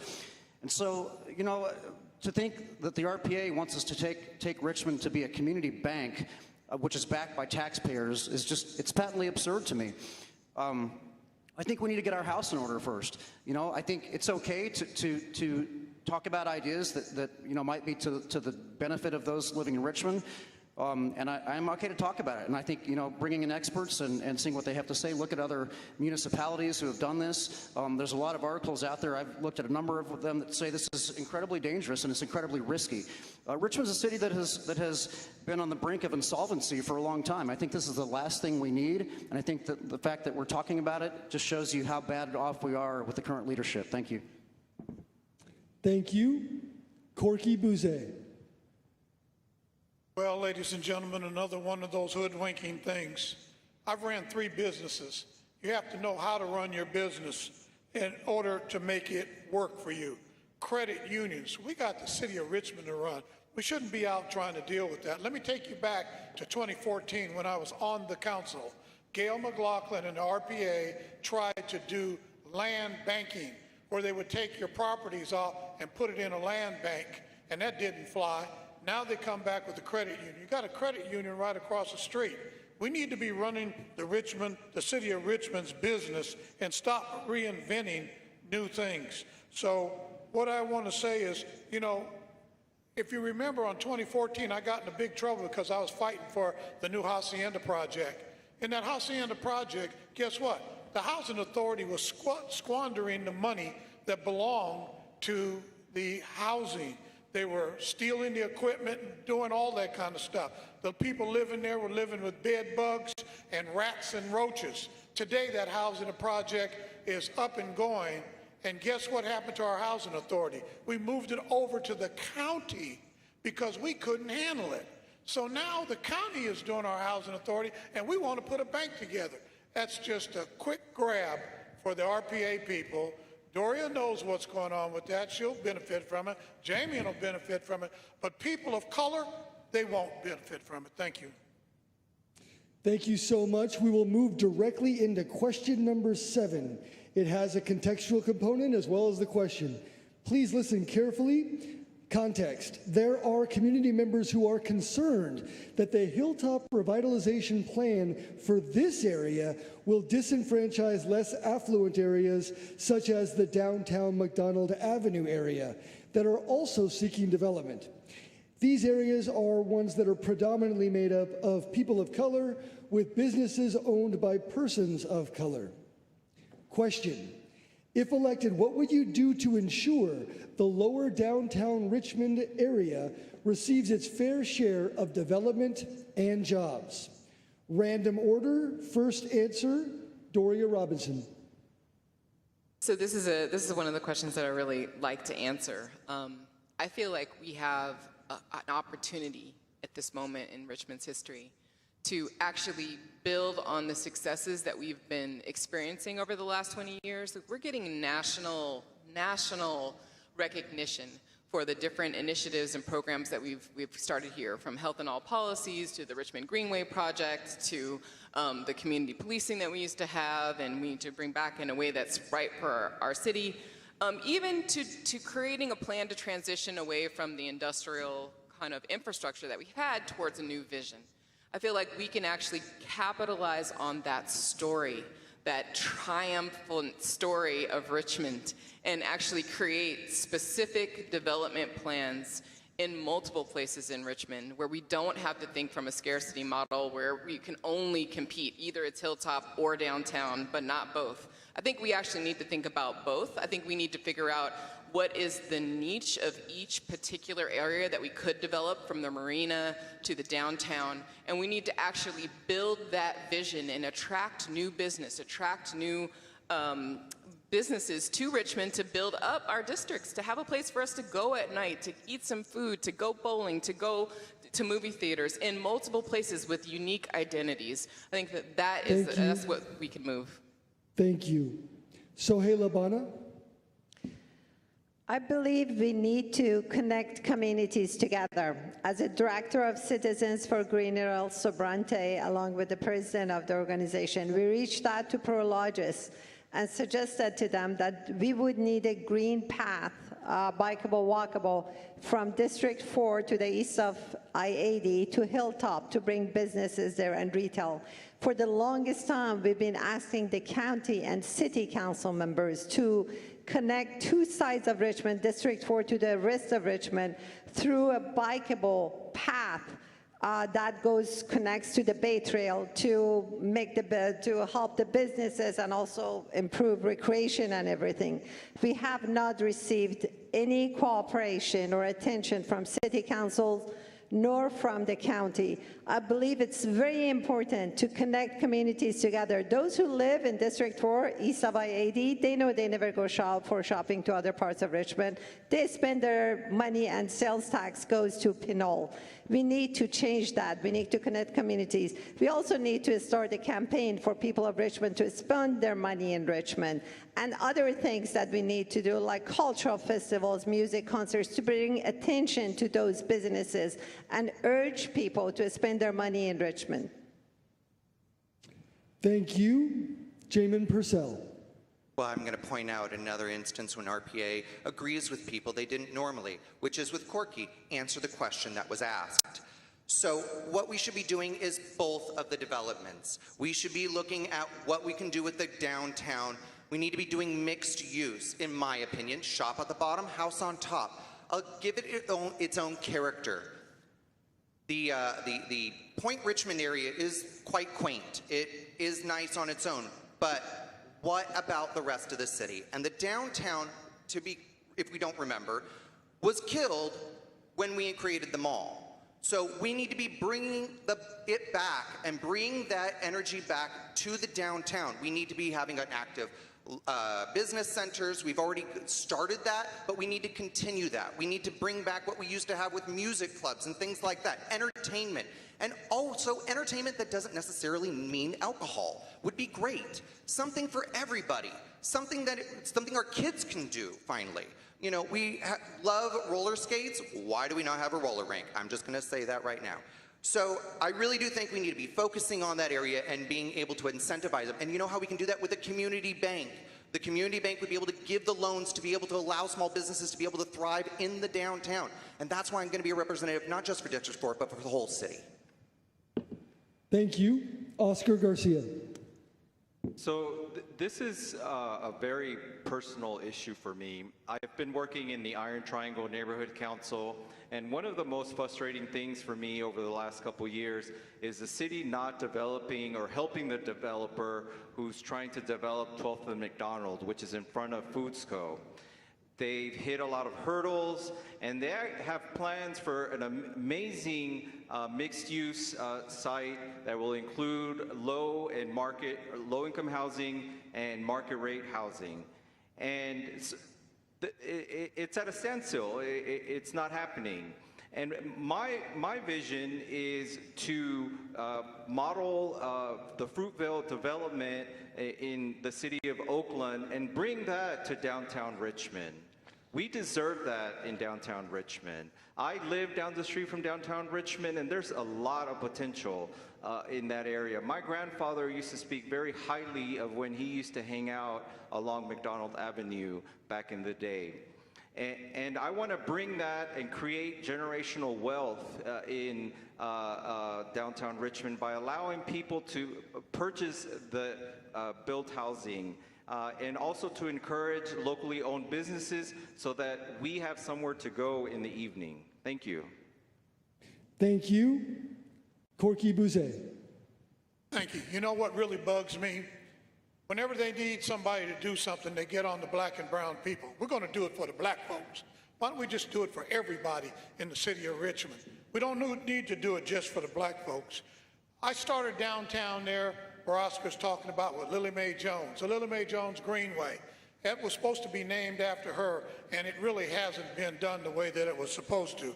I remember at 4th Street Park when we used to have a picnic there once a year, and kids playing basketball would go to college from there.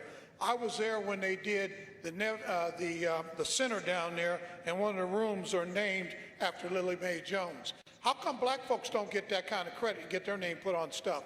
And then finally, Music on the Main. Before Andrew and them guys were doing Point Richmond, we did Music on the Main in the black community. What happened to it? And then again, let's look at 12th and McDonald. If you know, there was an actor that bought that property at 12th and McDonald, and he's been in total turmoil with the city trying to get his permits done. That's why it's sitting vacant right now. And then finally, you have the development at Hilltop. If we're smart people, we can have Hilltop and downtown at the same time. I will not step aside for the Hilltop people just to be able to say we're going to do downtown. McDonald Avenue. You. Thank you. I want to say I apologize. Oh, yeah. I apologize for interrupting some of you this evening. Please be as mindful as you can to the lights. Thank you so much. Next, Andrew Butt. You know, when you get Corky fired up, he has a hard time getting reined in. So, yeah, I think, you know, there is some degree of truth to this. I think that the planning department right now is extremely limited in what they're able to do. They're stressed, they're down on employees. And so to some degree, probably having them focus on a large project like Hilltop does to some degree take away their ability to focus on an area like McDonald Avenue and Central Richmond.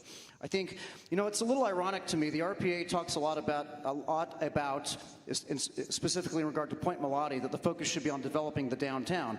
Now, they went out and found $36 million to kill a project at Point Melody, which would have provided parks, housing, and historic restoration. And that money would have gone a long way to Richmond's downtown historic district on McDonald Avenue. Think about that. I think we need a specific plan like we're doing at Hilltop. I don't think that focusing on a specific plan on McDonald Avenue should take away from the one that's going on at Hilltop, though. I think we can do both. I think we need to buy in and work with a broad group of stakeholders to include the federal government, to leverage the fact that we've got a national park here in Richmond related to the history along that area, the state money, county money, businesses. We've got some really large businesses that do quite well that are located downtown, including Kaiser. We need to work with and seek out really good developers. We need to utilize city-owned buildings and properties, and we need to focus on developing our downtown. Thank you. Cesar Zepeda. Leadership. That's how we make sure that we uplift every corner of the city of Richmond. The mall did not kill downtown. It was a lack of leadership. We should be able to thrive together. Just because you have a shining object in one side of the city doesn't mean that people don't focus on the rest. And it's not just downtown Richmond. You have other small communities with businesses in them, like 23rd Street, San Pablo Avenue, Point Richmond. When we create a big project like we're going to be doing at Hilltop, we want to make sure that we ask for community benefits that are going to benefit the whole community, that are going to benefit the businesses in Point Richmond, that are going to benefit 23rd Street, that are going to benefit downtown, whatever those benefits may be. But it's leadership, and it's having a vision for Richmond as a whole. That's how we make sure that we can have different business communities all around Richmond, because we're very unique. If you go to 23rd Street, what you can buy there and the experience you have is going to be different than downtown, than Point Richmond, than San Pablo Avenue, than Hilltop is going to be. Leadership and a vision for Richmond as a whole is how we can make sure that we can uplift us all together. Thank you. Thank you. I have been informed by the hosts of this great debate that time is at a premium, and so we are going to end the debate with this next question and then the final statements. That means that there are two questions that will not be able to be addressed, but please transfer all of your collective brilliant energy into this next and final question. Question number 8. If Prologis, the new owners of Hilltop Mall, were interested in a zoning change to start their development, a project which could create millions of dollars in revenue, jobs for Richmond residents, and desperately needed housing, as a council member, would you support a zoning change for the Hilltop Mall property to help expedite the process? And if so, to what zoning use? We'll begin with Jamin Purcell. Well, first I want to concede the point. You're absolutely right, Caesar. It was leadership that was lacking. And so, to the question at hand, though, it would depend on what they were planning on doing. We have to look at the community plan.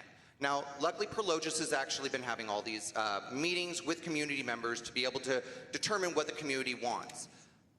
Prologis is a logistics company. They assumingly would want to put warehousing. But what they've been talking about at these meetings has actually been about small businesses, restaurants, open spaces, to be able to have community gatherings, a public commons. They've also talked about having affordable housing in some mixed-use capacity. If that's what they want, and that's what the residents of Richmond want, then yes, absolutely. I look forward to that. I believe that we should be building up there. We need to turn it into something new, something that is going to be able to allow people to spend money here in Richmond, so we're not having to go across the bridge or wherever to be able to buy the things that we need. But we want to make sure it's going to be a place that is still going to be able to serve the community of Richmond. And that's why I'm really hoping that one of the things they really fight for is going to be a grocery store. A grocery store is so vital and so needed in this area because it's a food desert. So, yes, if they're listening to the community, if they're giving the community what it needs, absolutely. Let's do it. Thank you. Oscar Garcia. So I absolutely would be open to a zoning change as part of negotiations with Prologis. I think it's important that this turns out to be a win-win for the city of Richmond and for Prologis, and I think having the right leadership to ensure that that happens is important. As part of my day job, I often negotiate significant projects, whether it's with public agencies or other companies, and I'm someone who is able to make these deals so that it benefits the everyday resident for Richmond. So think about that. When we have this potential multi-million-dollar opportunity here in the city of Richmond, do you want someone who has no idea what they can seek from this potential opportunity, or do you want someone who has a plan and who will obtain the maximum benefit for the city of Richmond? And I definitely can do that for the city of Richmond by having the right experience to negotiate this type of deal for the city of Richmond. So with that, please consider voting for me. Thank you. Thank you. Sohaila Bana. Yes, I am for economic development, sustainable economic development. The sooner we develop Hilltop Mall, the better for all of us. It's better for residents, it's better for the owner, business owner, and it's better for the city. It starts collecting more revenue and more taxes. The question is vague. I don't know what zoning it refers to. Definitely the process should be in collaboration with residents and neighborhood councils to make sure they're happy about it. But I believe it's the job of the city and city council to try its best to reconcile Prologis and the residents and make the best for the city to make it a win-win-win situation for all of us. The sooner it gets developed, the more taxes the city makes and the more services it can provide. And again, I hope one of the things that the city does is connecting communities together. So we can spend more of our tax money over there, and it's not just connecting Hilltop Mall or location to this side of the freeway. It's just, it's a little irrelevant to this question, but along the line of development, that the I-80 has somehow redlined both sides of the community. We need to connect that too. And connecting Hilltop to this side, it's a very good opportunity to do that. Thank you. Andrew Butt. Thank you. So this happens to be something that I know quite a lot about, having, as I mentioned earlier, served 8 years on the Richmond Planning Commission and 4 years on the El Cerrito Planning Commission, and being an architect by trade, licensed for over 20 years. So we're headed towards a zoning change. It's the course of action that is ultimately going to conclude with the current planning effort that's going on. Typically, the way these things work, and I've been involved in a number of them, in El Cerrito with the San Pablo Avenue specific plan, in Richmond with the South Shoreline specific plan. Both of these were extensive planning exercises that, similar to the one going up at Hilltop, involved a number of the community members, elected officials, various stakeholders, developers, et cetera. So that's what's going on right now. Some of you may have already been privy to this process. There was a meeting the other day, and I think the effort of that is to really solicit the input of as many people as possible to come up with the best plan for the area. Now, ultimately, it's going to go to the Planning Commission. There will be a zoning change or zoning amendment and a general plan amendment. That's the way these things work. It'll first go to the Planning Commission. There'll be an opportunity for more public input, and then ultimately it'll go to the City Council and be adopted. As far as what that zoning is or could be, I think likely it'll be probably like a planned area zoning, which is basically a zoning specifically allowed for a specific use. It could be different zones, but it certainly will be rezoned, and I think that's the right thing to do. Thank you. Corky Bouzet. Thank you very much. For the very first time, I believe that the table is set for Mr. Purcell and myself, because I believe in what he was just talking about. And you have to understand that you're hired by the people of the city of Richmond. I will be working for District 3. That's my area. But I have to work with the Hilltop people at the same time. So in reference to Prologic, we have to make sure Prologic and the citizens of Hilltop come to the table together, and then they come with a happy medium. You can't just say, well, we're going to do this, and well, we're going to change the zone. Not so fast. Give everybody an opportunity to have their say. And what Mr. Purcell said in the beginning, sitting down and working it out, I agree. I just wouldn't say, oh yeah, sure, you came to Richmond, you can have whatever you want. No. What you can have is the opportunity to sit at the table and listen to the people who have an interest and a stake in Hilltop. So when you leave here after you've made a lot of money, they're still here, at least they can benefit by it. Ask yourself, why do people go 200 yards across this freeway and shop you can't even get into it? It's because the people over here haven't had an opportunity to have their voice heard. So with that, I see the mic's done. I appreciate that, and I appreciate the people of the city of Richmond. And once again, Hilltop, don't go for anything. Sit down, check it out. Prologix, we want you here, and we want you to make a lot of money. Thank you. Thank you. Doria Robinson. Yeah, so I agree. I think that we need more business in Richmond. We need to develop something that really works for the Hilltop area. We need to build and create more revenue so that we can do all the things we want to do for our city and serve our city. I think that the proper way to do that is like Mr. Parcells said, like Mr. Bouzet said, we need to listen to the community and make sure that we are doing what the community really wants, and we're working with property owners to create a win-win situation for both the community and the property owner. I think that first and foremost, we need to serve the needs of the city and the citizens. And so if, after we've gone through that process of collectively coming to an agreement on what it is that we need in that space, and everyone is on board, and at that point, we need to change some zoning to make sure that the project that we collectively want to do can happen, then that's when we change the zoning, because that's good process. That's a good way to manage the city, right? Like Mr. Bouzet said, you don't just, any person who comes in, buys some property, we change all of our rules and give them whatever they want. We need to actually have our own values and make sure we're adhering to it. That said, we also need to make sure that any new thing we bring in is not creating a worse situation for the people who live here. Thank you. Cesar Zepeda. All right, so don't be shocked, but I happen to agree with two people, or different people here on different sides of the spectrum. Some of them RPA, some of them not RPA. Oh, scary, where do I sit? I sit with the community. We start and we end with the community. What does the community want for the project up here? I have lived up here since I was a kid, and this mall has gone through 3 owners, and I am still here. You are still here. We might be here way after Prologis leaves. If they don't want to invest in our community, we will wait for the next owner. I want to be able to work with Prologis. I want them to stay here. They have a lot of money that they can invest in our community, but it's got to be the right project. Right now, it is zoned as mixed use. Can we keep it that way? Should we change it up a little bit? They do logistics and warehousing. Maybe we allow a little bit for that, to have them stay here. What does the community want?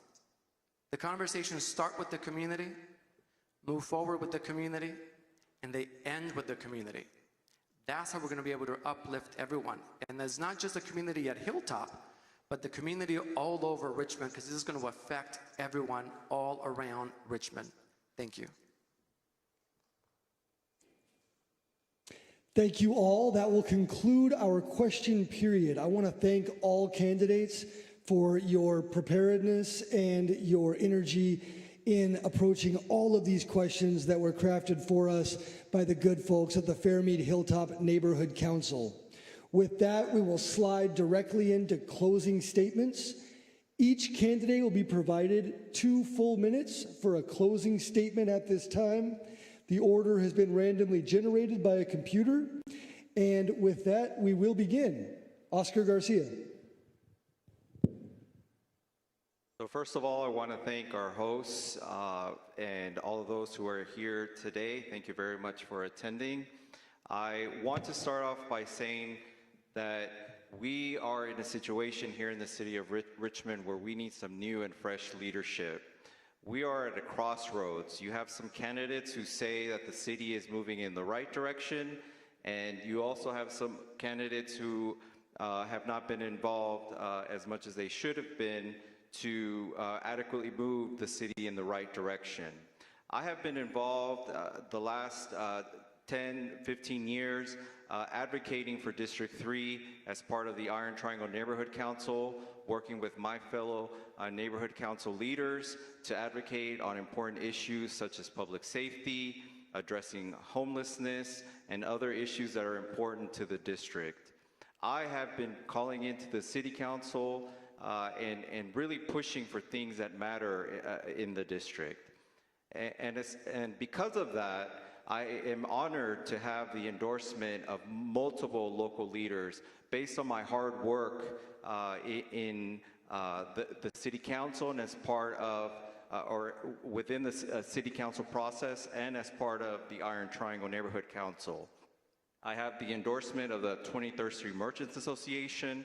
I have the endorsement of Doris Mason, Linda Whitmore, and Kate Sibley, several, including others, neighborhood council leaders throughout District 3. I also have the endorsement of the East Bay Times, who evaluated all the candidates in my district and saw me as the one who is most qualified to move the city in the right direction. I also have the endorsement of the current mayors of Richmond, San Pablo, and El Cerrito so that we can address regional issues such as homelessness. So please vote for Oscar G. for District 3. Thank you. Thank you. Cesar Zepeda. All right, good evening again. Thank you all for coming out. When I started running, people would always ask me, who are you running against? And they would be shocked when I would say, I am running against nobody. I am running for something. I have always run every single campaign for something. I have run for the city of Richmond. I have run for my residents. I have run for my neighbors. I have run for my friends. So I want to be able to stand up for you and be able to lead this city to the next generation and future. I want to lead with empathy.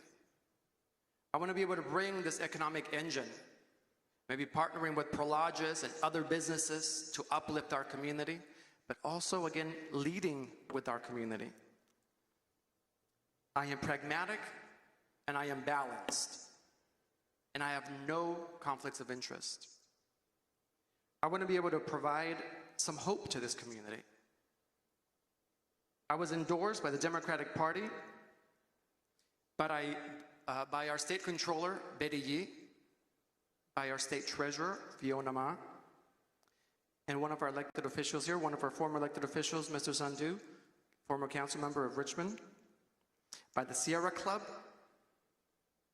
because I care for our environment, by the Trades Council, because I want to build housing and build properly in the city of Richmond, by our police, because I care for public safety, by the East Bay Times. I've been endorsed by the East Bay Times every time I've run for city council, because I know our budget, I know our OPEB liability, I know what we can do and what we should be doing to move forward. I'm also endorsed by the Parkchester Neighborhood Council leaders, the Shield Reeds Neighborhood Council leaders, mayors from different cities, Pinole, Richmond, Pinole, San Pablo, El Cerrito. Thank you. Hope to be able to earn your vote. Thank you. Andrew Butt. Thank you. So I also want to thank the host, our wonderful moderator, Robert Rogers, and all those of you who are participating tonight and watching either from the audience or from home. I am passionate about Richmond. Perhaps that comes across when you listen to me. I'm passionate about Richmond because I love Richmond. It's a place where I am deeply connected to. I grew up here. I'm a son of District 2. I went to public school here. I'm raising my own family, and I'm deeply involved. I'm deeply engaged, and I know that Richmond is a wonderful place that holds incredible opportunity, and I look forward to releasing that opportunity. I think looking around here and listening to everyone tonight, you know, I think it becomes clear who is really experienced, who's going to bring their experience to the table, who is not attached to any specific group, and who is going to be the best for Richmond. I'm endorsed by several people who have deep roots in Richmond and who have done things for Richmond, proven, you know, over many years. People like Mayor Rosemary Corbin, former Mayor Irma Anderson, Betty Reed Soskin, who just turned 101. Happy birthday, Betty. And former city manager Bill Lindsay. So I think, you know, when I look at how Richmond could succeed, I look at how it did succeed. And when Bill Lindsay was here and he hired Chief Chris Magnus, you know, they showed how it could work. And so I don't think we have to reinvent the wheel. I think we know what works. We know that we need to hire more police officers, that we need good officers, that we need to treat them well, that we need to make Richmond a place that people feel safe in, that's clean, that looks good. I think we need to restore a sense of pride and purpose in this city. And I think I'm just the guy to do it. My years of experience have proven so. As I mentioned, I've been a planning commissioner for 8 years, so I've been doing the hard work. I've been a volunteer in my community. People in District 2 know me. They know I'm the guy to get it done, and I appreciate your vote. Thank you so much. Thank you. Sohaila Bana. I have lived here for 25 years. I have raised 2 children.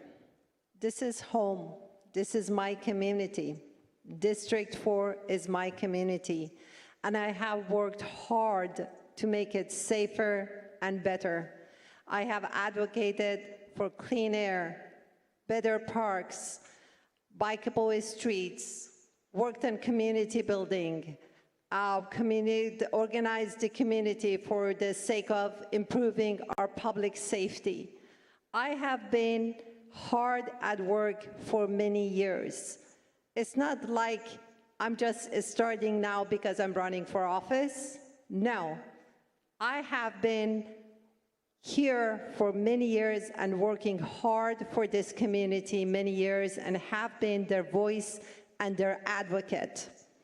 That is why I'm being endorsed by Contra Costa County District Attorney Diana Beckton, by our Mayor Tom Butt, by the labor unions, by our firefighters, by our police officers, and by East Bay Times, who does a grueling interview to make sure you know all the details about the city issues and you're knowledgeable about everything.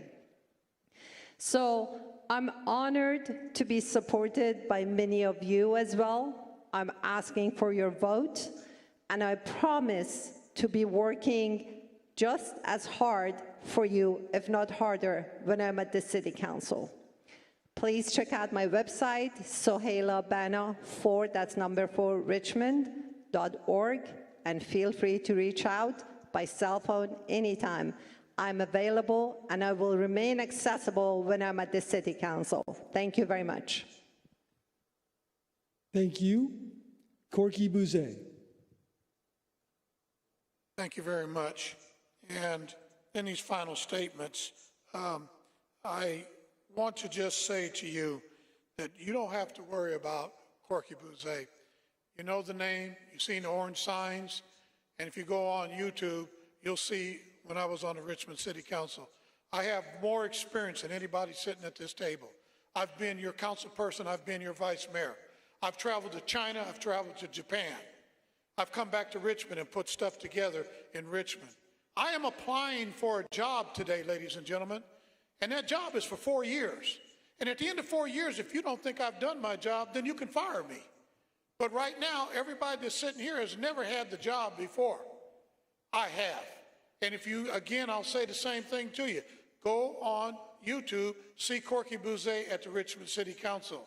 I fought for the Hacienda Project. The wayfinding signs that you see around this place, I sat down with Steve and we got those together so you know how to get around through Hilltop.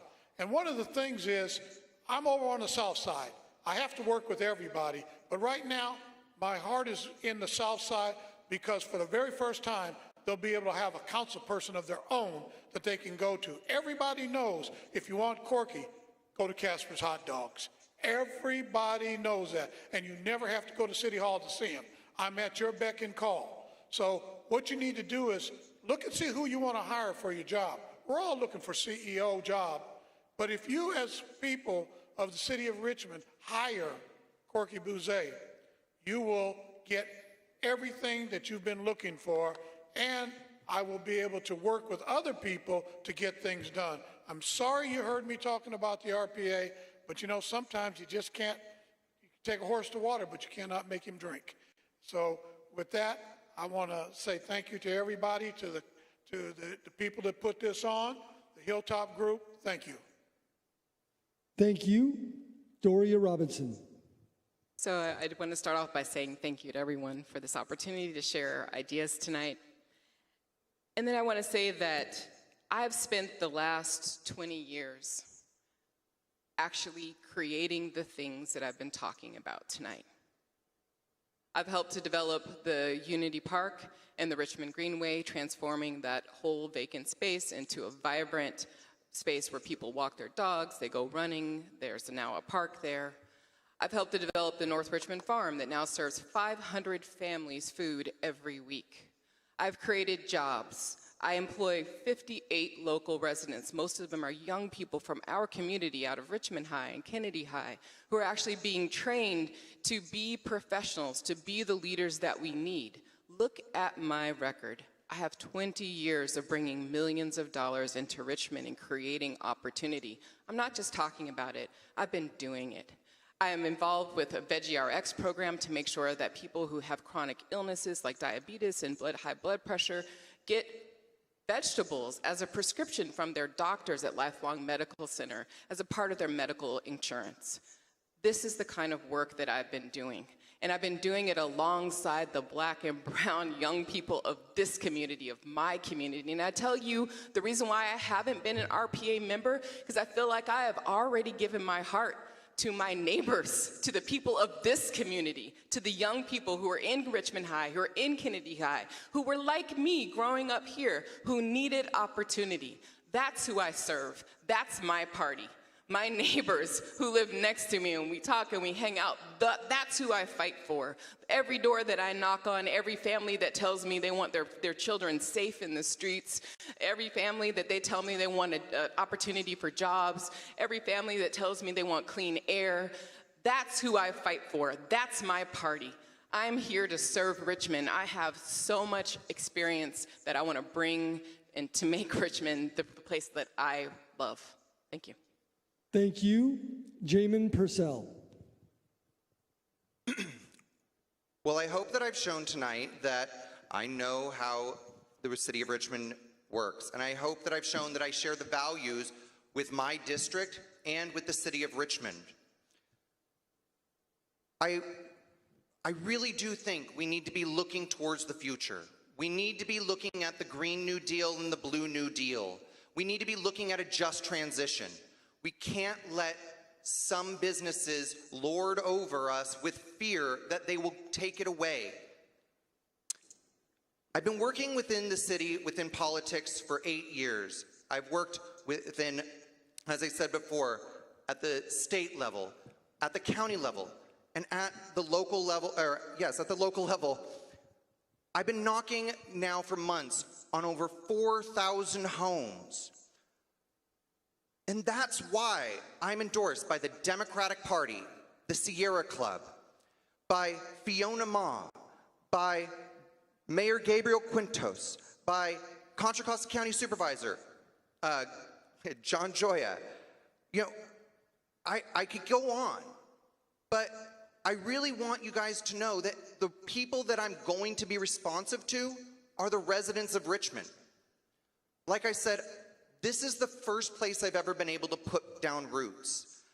I have gained so much from being able to be a resident of Richmond, and I want to give back more. I've been giving for the last 8 years, and I just know that there's so much work to be done. And that's why I am the only one in my district as a corporate-free candidate. I take no developer money.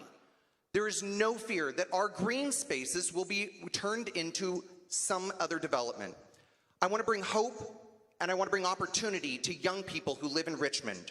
And I want to put the future of Richmond first. Thank you. Thank you. That brings us to the conclusion of tonight's debate. I have some very special thank yous I want to extend once more. Thanks so much to all the candidates for your participation tonight and for addressing all of these questions so well. Thank you to Hilltop Community Church, this beautiful venue you've provided, as well as the equipment that allows us to broadcast to so many. Thank you to the Fairmead Hilltop Neighborhood Council for organizing the debate and crafting the questions.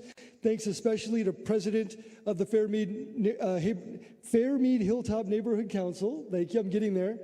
Ardo Rentila, thank you very much for your organization. Don Gosney for providing the timekeeping services, so crucial tonight. Thank you so much for that. Lastly, but most importantly, thank you so much to the audience, all here and across the web, having spirited debates and discussion online as well. Lastly, I'd like to ask everyone to join me in doing 3 things in the next few months. Shop local. Whether it's for the holidays or otherwise, spend a few bucks right here in our city of Richmond. Those are direct dollars that invest in our city. Find a community service project. Do something in your town, for your neighbor, for anyone else. And lastly, don't forget to vote. Thank you very much, and good night.